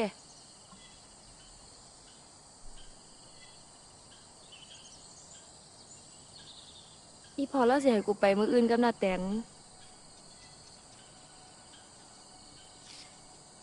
กูฝากบอกอีเดือนอีแหวอีเก็มน้ำเด้อกูกลับมากูได้ซื้อของมาฝาก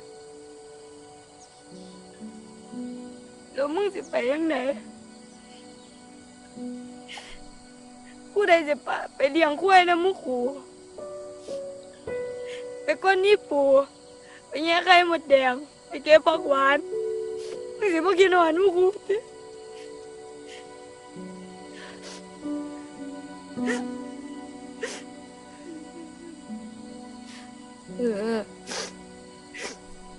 ก็ยังมีอีแหวะอีเดือนอีเกมอยู่เป็นหมู่มึงแล้วไอ้เคนเด้แล้วว่องหมอลำเด้วัน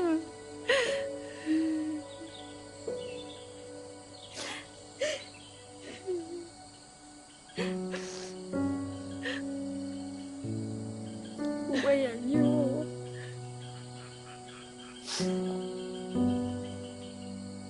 กูอยากเป็นหมอล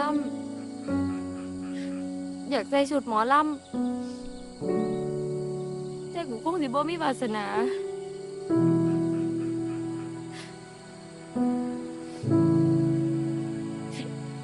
แต่ยังสั่นมึงกับกูเป็นหมู่กันคือเก่าเด้อ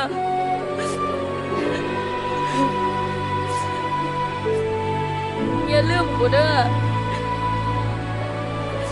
อย่าลืมของปากก่อนเข้าใจบ่ไหนเป็นหมู่กูเด้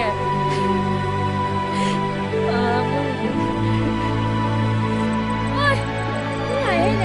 นเดี๋ยวเรามาทำบ้างไปใส่ไม่ออก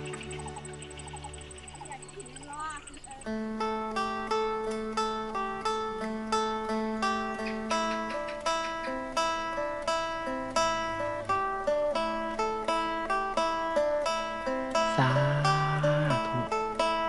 นะโมตัสสะภะคะวะโตอะระหะโตสัมมาสัมพุทธัสสะนะโมตัสสะ ก่อนสิออกจากบ้านห้องนะโม3 จบห้องนะโม3 จบเลยนะแล้วบ่ต้องไปเว้ากับไผ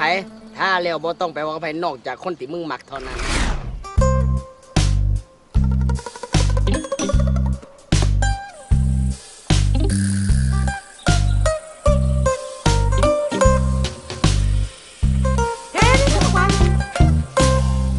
แค่นบ่เอ้า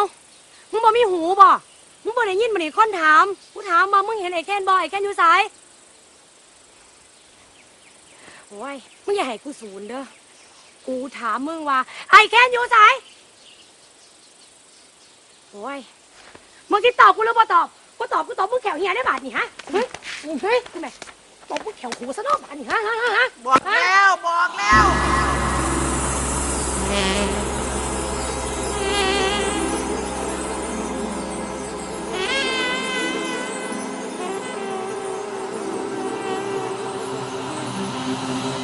เคนมันนอนอยู่หน้าบุญ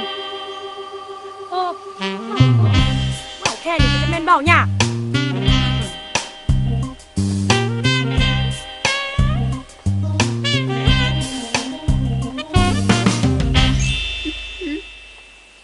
กูลืมข้าว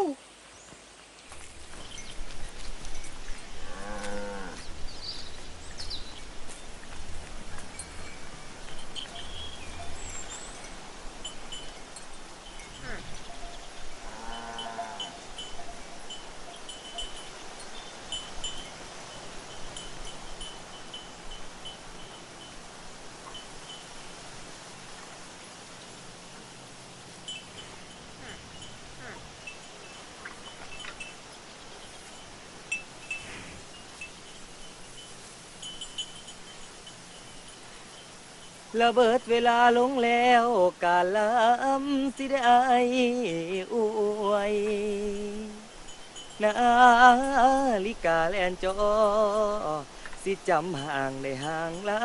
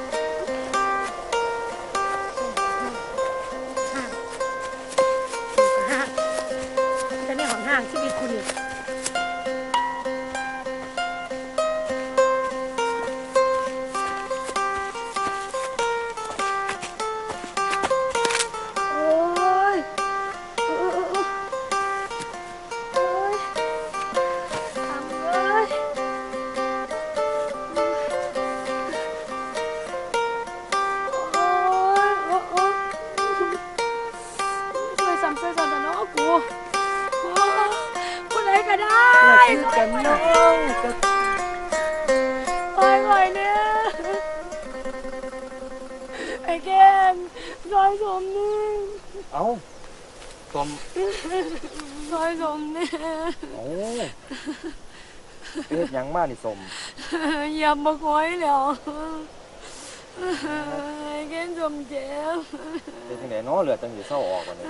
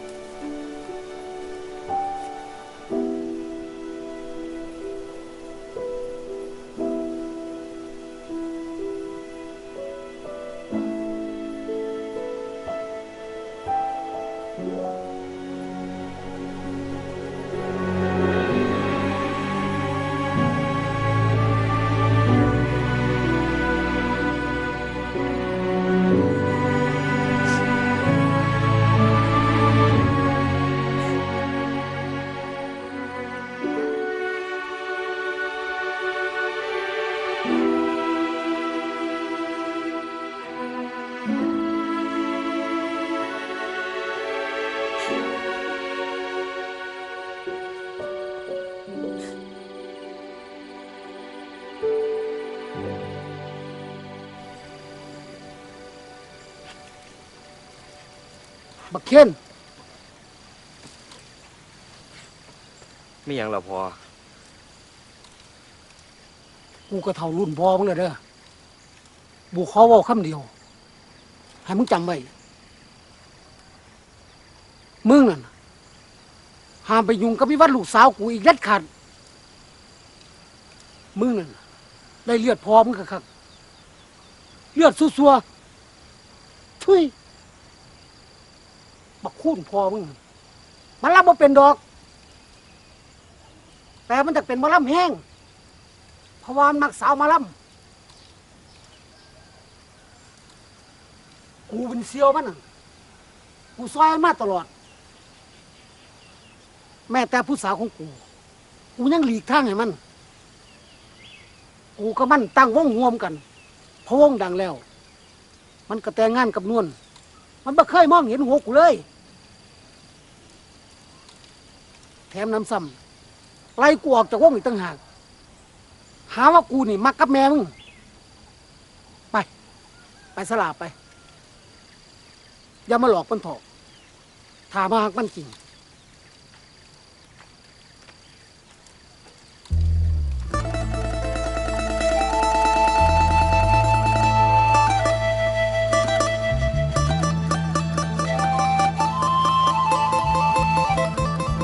เคนเซียวมึงหูข่าวไปว่าอีวันมันสิไปเฮ็ดงานกรุงเทพกูเห็นมันเครียดให้มึงคักอยู่เด้เมื่อวานเรื่องมึงกับอีสมแล้วก็เรื่องหมอลำอีกมืออื่นกับมืองานเขาเจ้าแล้วเด้มึงสิเฝ้าเฮ็ดหยังกับเฝ้าเฮ็ดเด้อ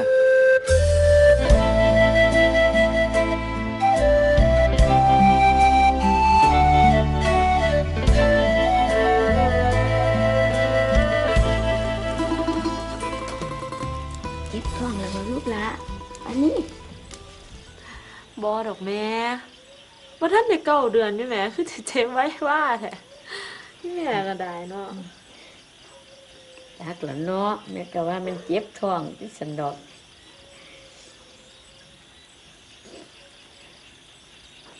ลูกหลานคลอดแล้วทัวดัวดีจังค่อยไปเฮ็ดงานเนาะลูกเนาะ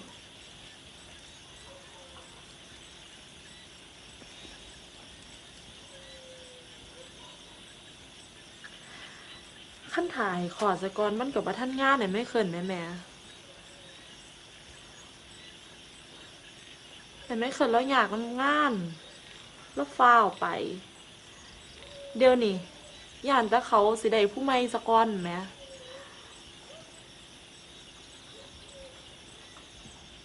แม่ก็เห็นท้องใหญ่ก็เป็นห่วงนั่นนะ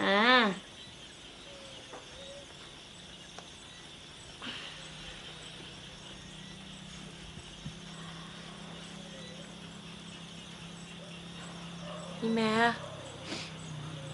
เจ้าก็ต้องเป็นห่วงข่อยดอกข่อยน่ะมีไอ้ไม่เคินแล้วดูแลอยู่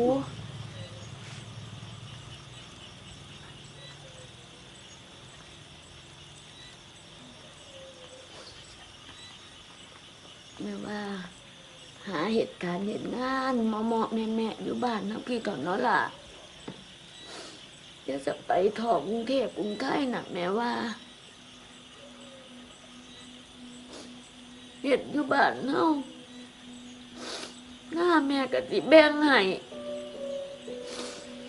ที่ได้เอาเป็นมูลเป็นมั่งให้ลูกมึงนำตัว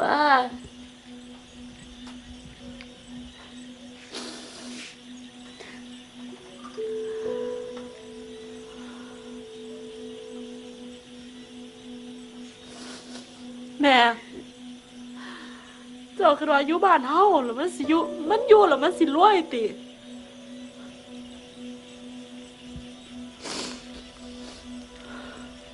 ถึงมันสิบ่รวยมันก็พอกินอยู่ตัวว่าตั้งแต่พากันซอยกันเฮ็ดกันสร้างกันแปลง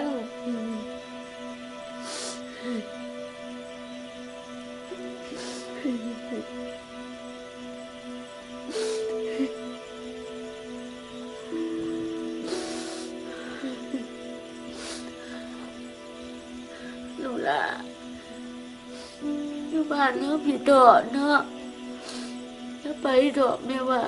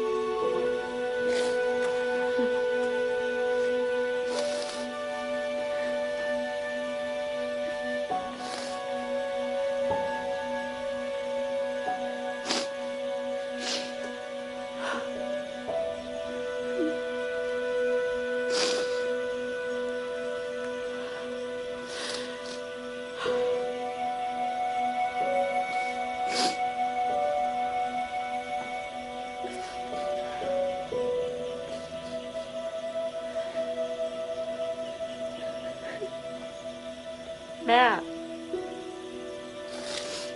อีแม่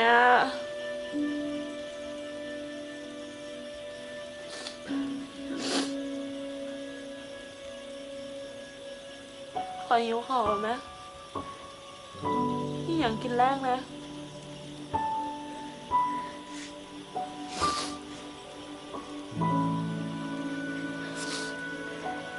ญี่ปุ่นข กับสมปาน้อยออมไก่ที่อีหลามากขละไปกินลูกแม่เห็นบ้างมาแล้วนะแซ่บๆตัวมาลูกปะไม่ขึ้นนะมาลูกปะค่อยๆลูกค่อยๆ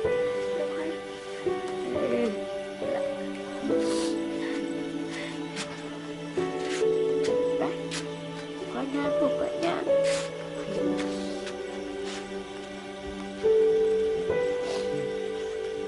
ขึ้นไปใส่หมดแม่เห็นมันยากอย่างนี้ล่ะอันไหนครับ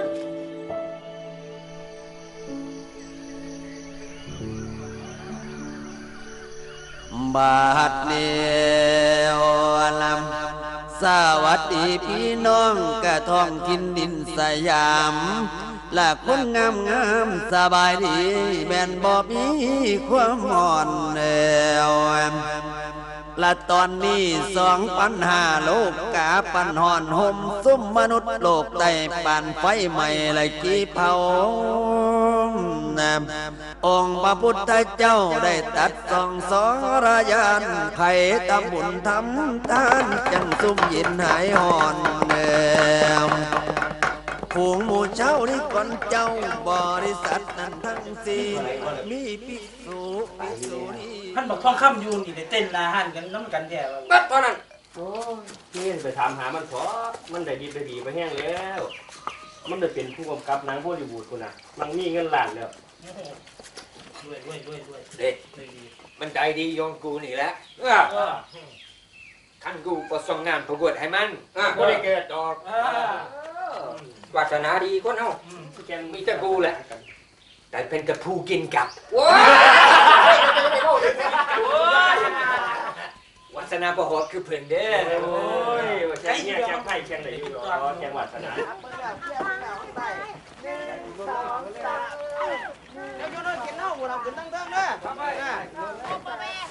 เอาสารเอาไปขึ้นน้ำเด้ง เฮ้ยเคนความฝันน่ะพวกกูทิมได้แต่หมู่พวกอ่ะกูทิมบ่ได้ดอกพวกกูตัดสินใจแล้ว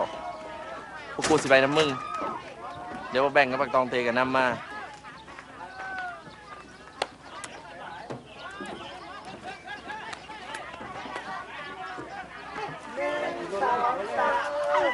เดี๋ยวโยนกินเอาเราขึ้นน้ำเด้งเด้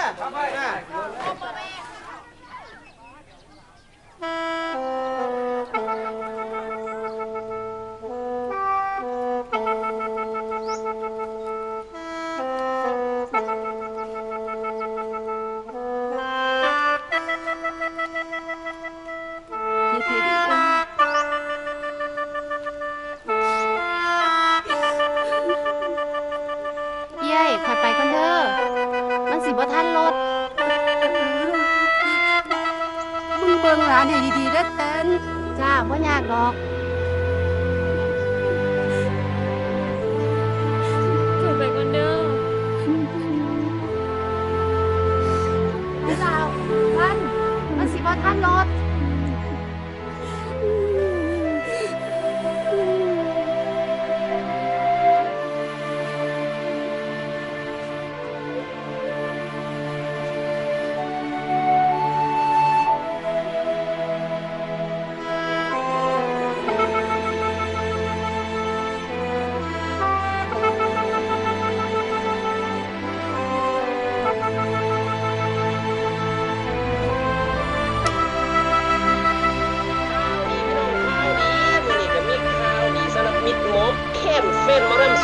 สุขคนสารว่ามื้อนี้ก็สิมีหมอรำคณะใหญ่ดอกคุณเสียงแค้นที่คัมแบ็กกลับมาเปิดวงใหม่ให้พี่น้องได้ม่วนซื่นกันอีกครั้งนะครับหลังจากที่ห่างหายจากวงการไปโดนเติบ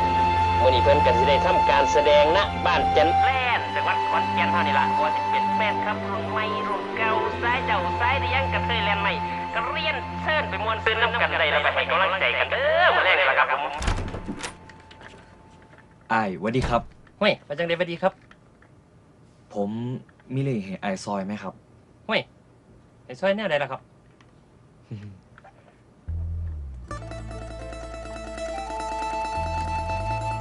อ้าวพี่น้อง มีสายนมโลกรอเพิ่นก็ได้บุกมาเยี่ยมมายามสถานีวิทยุชุมชนบ้านเฮาเพิ่นว่าสิมาร้องเพลงสดๆฝากให้ผู้สาวว่าซั่นว่าเอาเชิญพ่อแม่พี่น้องสดับรับฟังกันได้เลยครับผมวันเอ้ยคันมันเจ้าได้ยินเพลงนี้แล้วขอให้เจ้าได้ฮู้ว่าอายยังฮักเจ้าตลอดเวลาถึงสิไกลห่างกันคนละฝากฟ้าอายขอฝากเพลงนี้ว่าอายยังฮักเจ้าเสมอหมอลำกับเสียงพิณเสียงแค้นยังถ่าเจ้าอยู่เด้อวันเอ้ย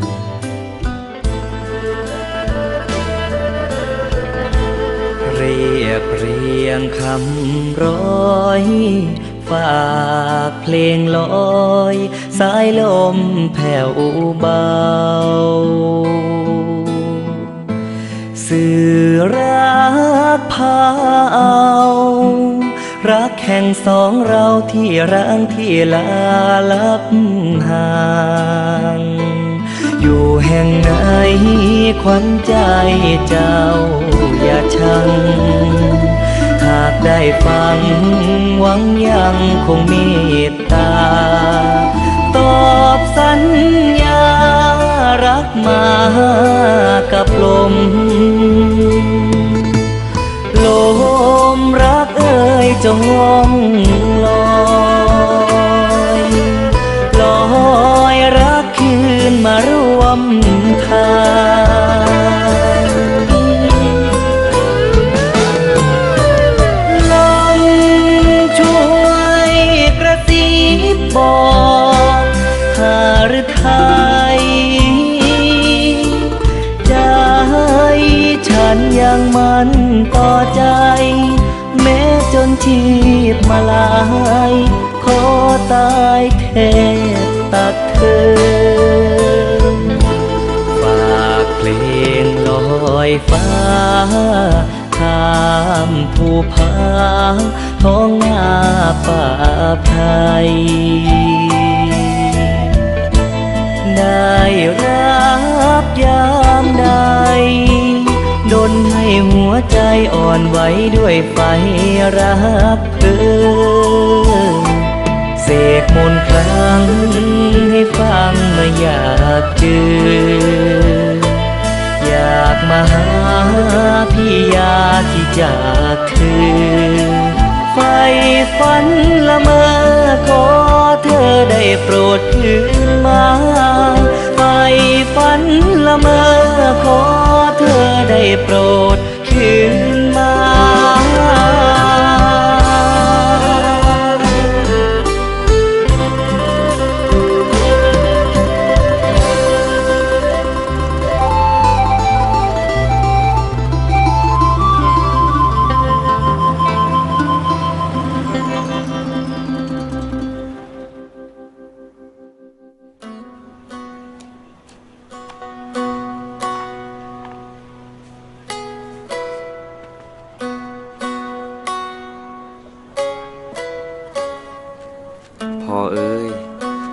ลูกสิบ่อยากเป็นหมอลำยังพอตั้งใจให้เป็นแต่ลูกสิขอสานต่อมรดกของพ่อแม่ที่สร้างไว้ให้ดีที่สุดให้ชื่อของดอกคูณเสียงแค้นบ่หายไปไส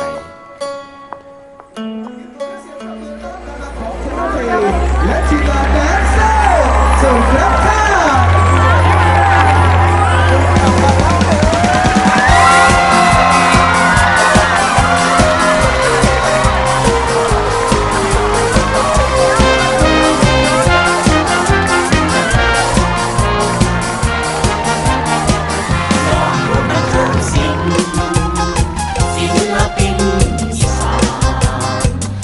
ใช้แฟนมานา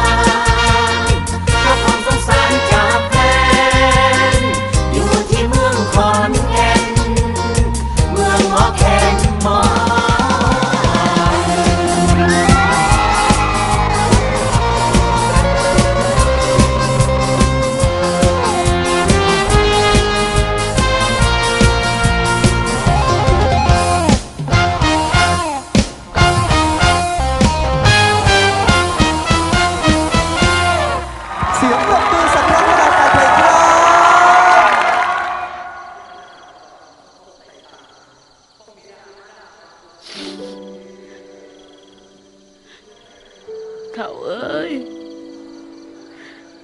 ศร้าเขาก็สิหนีจากข่อยเหมือนแล้ว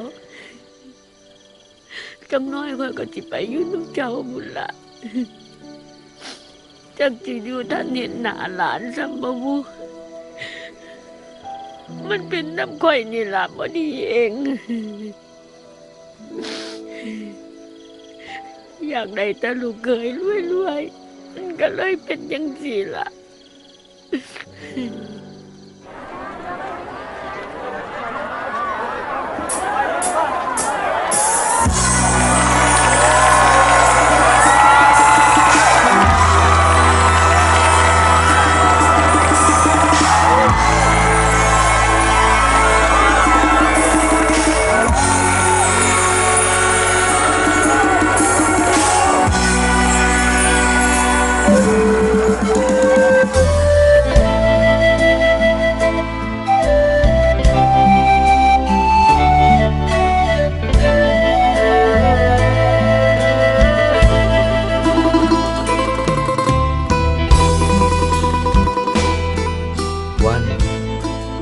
เจ้าได้ยินเพลงนี้ขอให้เจ้าได้รู้ว่าโอ้สิเกิดหยังขึ้นวงดอกคูณเสียงแค้นก็คือความฝันของเจ้ากับข่อยเจ้ายังเป็นส่วนสำคัญของข่อยเสมอข่อยยังถ่ายเจ้ากลับมาสวมชุดสีขาวแบบนางฟ้าให้สมกับเป็นนางฟ้าชาวดินเด้อ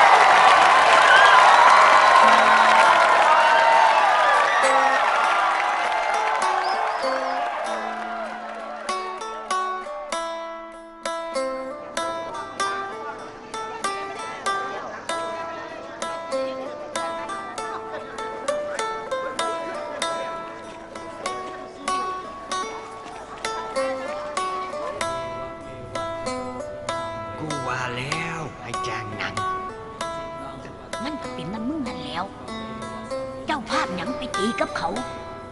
ดีตัวเขาตีตะขุนตา เขาบ่ขามึงทิมถามบ่ล่ำบ่มวนปีหน้ากูจ้างหนัง แต่ว่าปีเตอร์เพิ่นนี่ไปหาตีกันกับเขา บางงานเจ้าของมันก็ไปหากินเหล้าดีตัวเขาเอาขุนตามันเขาบ่เอาตาย บ่ได้เมาคุมงานเด้ คุมงานหาเนี่ยบ่แม่น ไอ้ห่านี่มันบ่ยอมจ้างสอหอมาเบิ่งนี่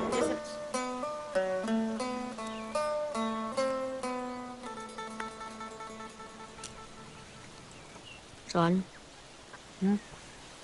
แผนของเฮามันคือบ่เป็นไปตามเป้าว่ะหมอ มึงนับเดือนถือบ่มัน9 เดือนอีหลีบ่ เดี๋ยวแผน2ดิมึงเตรียมไว้แล้วบ่ โอ้ยเนาะสมองกูแห้งหน่อยอยู่อีหานี่กูเบิดความคิดแล้วละ สงสัยผู้เฒ่าจังเฮานี่ลูกหลานเขาคือสิบ่สนใจเนาะ กูว่ามันถ้าเอาเงินประกันชีวิตเฮาตอนเฮาตายละเฒ่า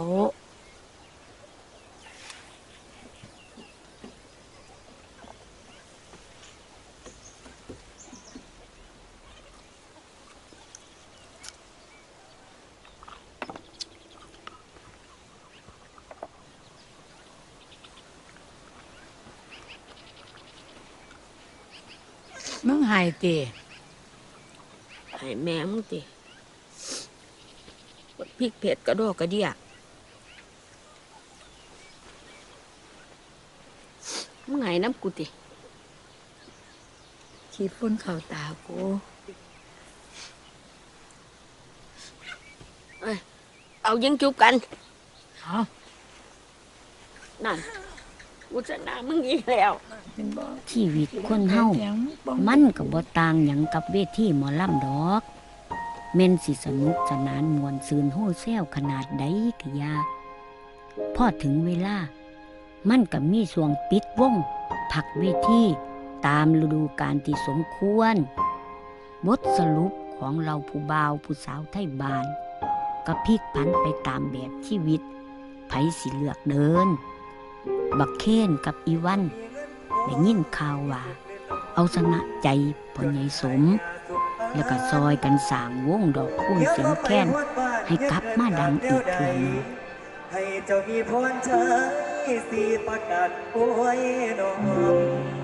แถมยังฟื้นขึ้นในหมู่บ้านนี้กลายเป็นหมู่บ้านทรงออกหมอลำสู่อินเตอร์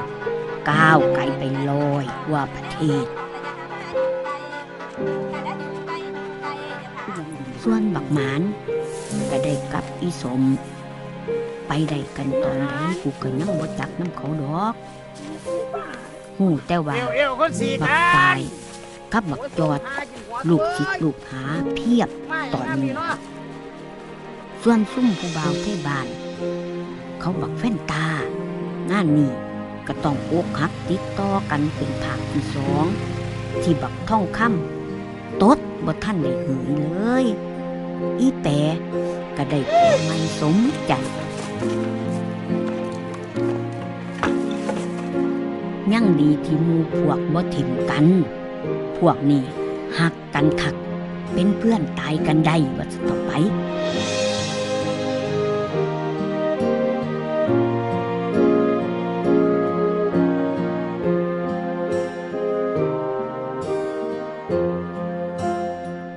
สิเหลือแต่ผู้เฒ่าจังกูนี่ล่ะ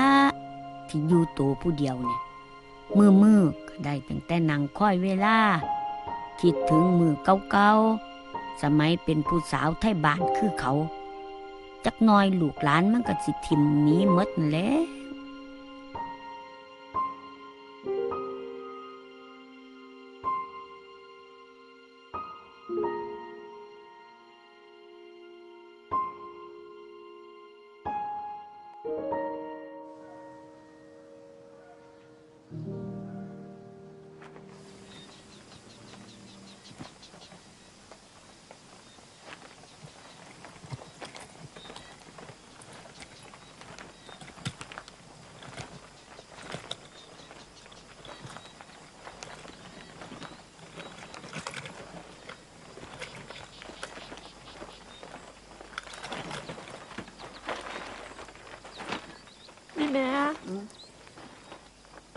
อยบ่อยู่แล้วเจ้าต้องดูแลเจ้าของเด้อ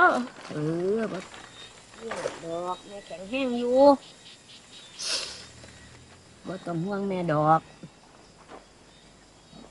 หมู่แม่นั่นน่ะอีสอนมันบ่เคยกินแม่เด้ล่ะมันก็มาหาแม่อยู่ มีหยังก็โทรมาอะไรมาเข้าใจบ่มีหยังโทรมาหาข่อยเด้อแม่เด้อ ตั้งใจทำมาหากินเด้อลูกเด้อเงินค้ำเก็บเอาไว้เนี่ย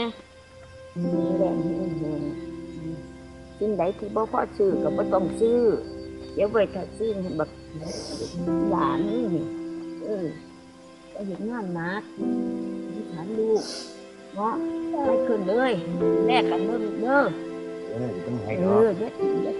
เด้ออย่าให้กันอย่าให้มันเห็นงานหนักยืนอีกหน่อยนี่ของมันสิบ่สำบายเป็นห่วง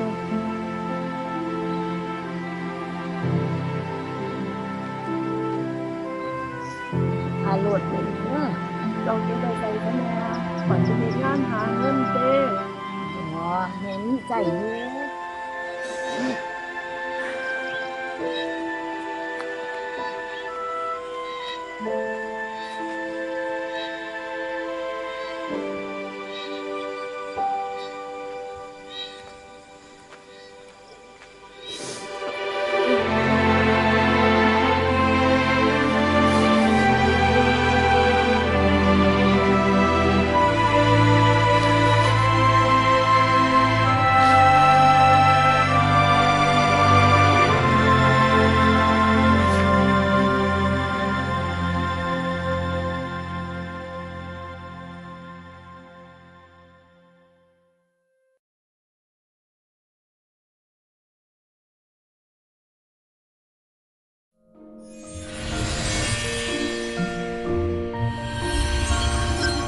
ยาสตรีฟอร่าเป็นยาฟอกเลือด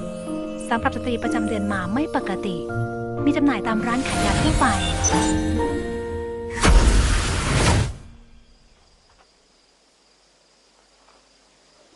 นี่แม่ไปเจ็บท้อง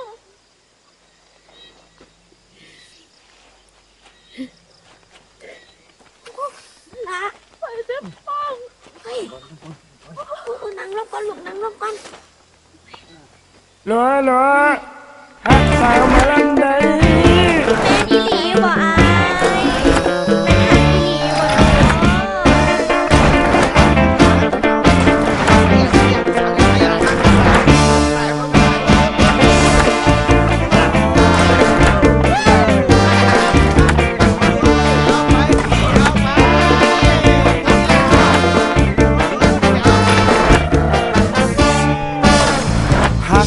ที่หักหมอลำงามคำมาฟังลำด้วยกันทั้งที่หักหมอลำเชิญแม่งามคำมาฟังลำด้วยกันเชิญแม่งามคำมาฟังลำด้วยกันตัวพี่ก็เป็นนักร้องนวลน้องก็เป็นหมอลำอย่าให้พี่ต้องชอกช้ำเป็นแฟนหมอลำก็คงสุขสันต์เป็นแฟนหมอลำก็คงสุขสันต์ตัวพี่ว่าเป็นคนรวยคนสวยมารักกันจีบกันพี่ว่าเป็นลูกนายพันนวลน้องว่าเป็นลูกมอมฉันเรามารักกันเป็นแฟนหมอลำเรามารักกันเป็นแฟนหมอลำยนโยยนโยยนโยนผู้คนละตนขอเชิญมาลำยนโยยนโยยนโยนผู้คนละตนละขอเชิญมาลำเชิญเถิดเชิญแม่งามคำเชิญเถิดเชิญแม่งามคำเป็นแฟนหมอลำก็คงสะเบยอุราเป็นแฟนหมอลำก็คงสะเบยอุราทั้งที่หักหมอลำงามคำเป็นหมอลำบอกขันตาพี่ก็หักหมอลำนวลน้องก็เป็นหมอลำเชิญเถิดเชิญแม่งามคำเชิญเถิดเชิญแม่งาม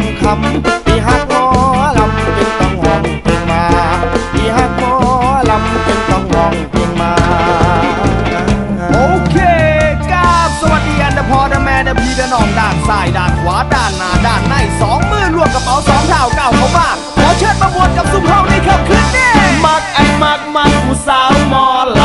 ำเคยปอดมือเรียนสิบแบ่งสาวประจำซบตาหน้าห้างผู้แก้มอำถามกบขาขาวอายเคยฝันในรูปขาวแฟนเจ้านั้นสิหูบ่นอมีชายบ่รอแอบมักเจ้าแห่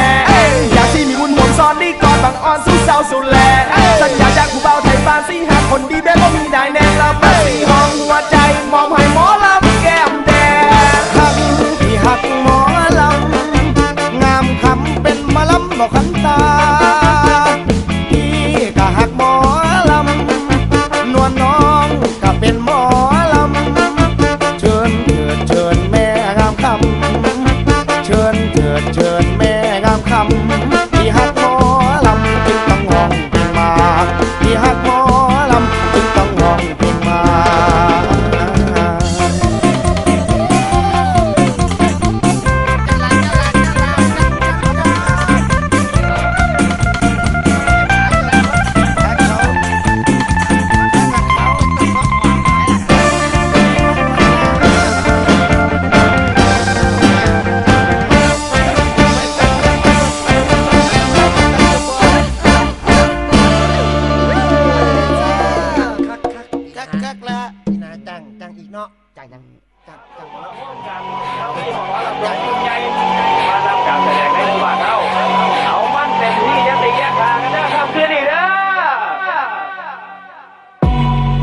พวกสูน่ะคือมาโพดแถมหมอ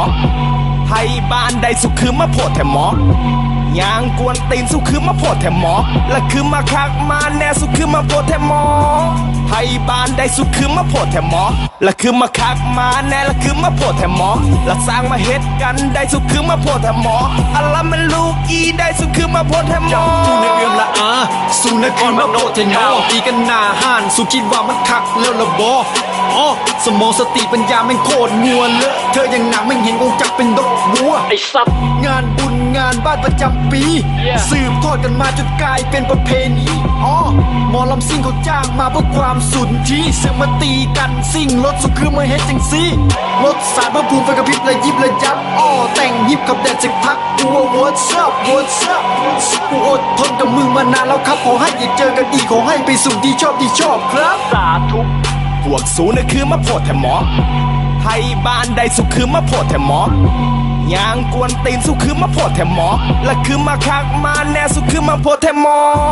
ไทยบ้านใดสุขคือมาโพดแถมหมอและคือมาคักมาแน่และคือมาโพดแถมหมอและสร้างมาเฮ็ดกันได้สุขคือมาโพดแถมหมออัลละมันลูกอีได้สุขคือมาโพดแถมหมอ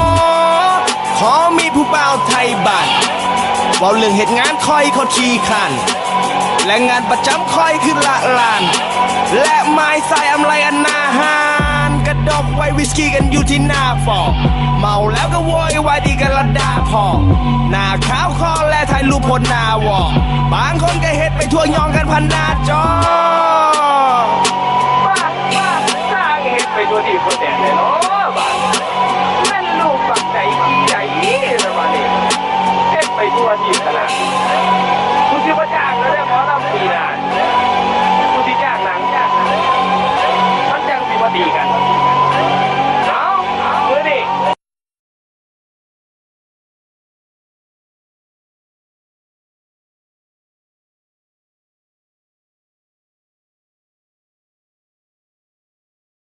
สารพันบ้านน้องฮีมาเมื่อนี้มาสี่คนสารพันบ้านน้องฮีมาเมื่อนี้กะละมาสี่คน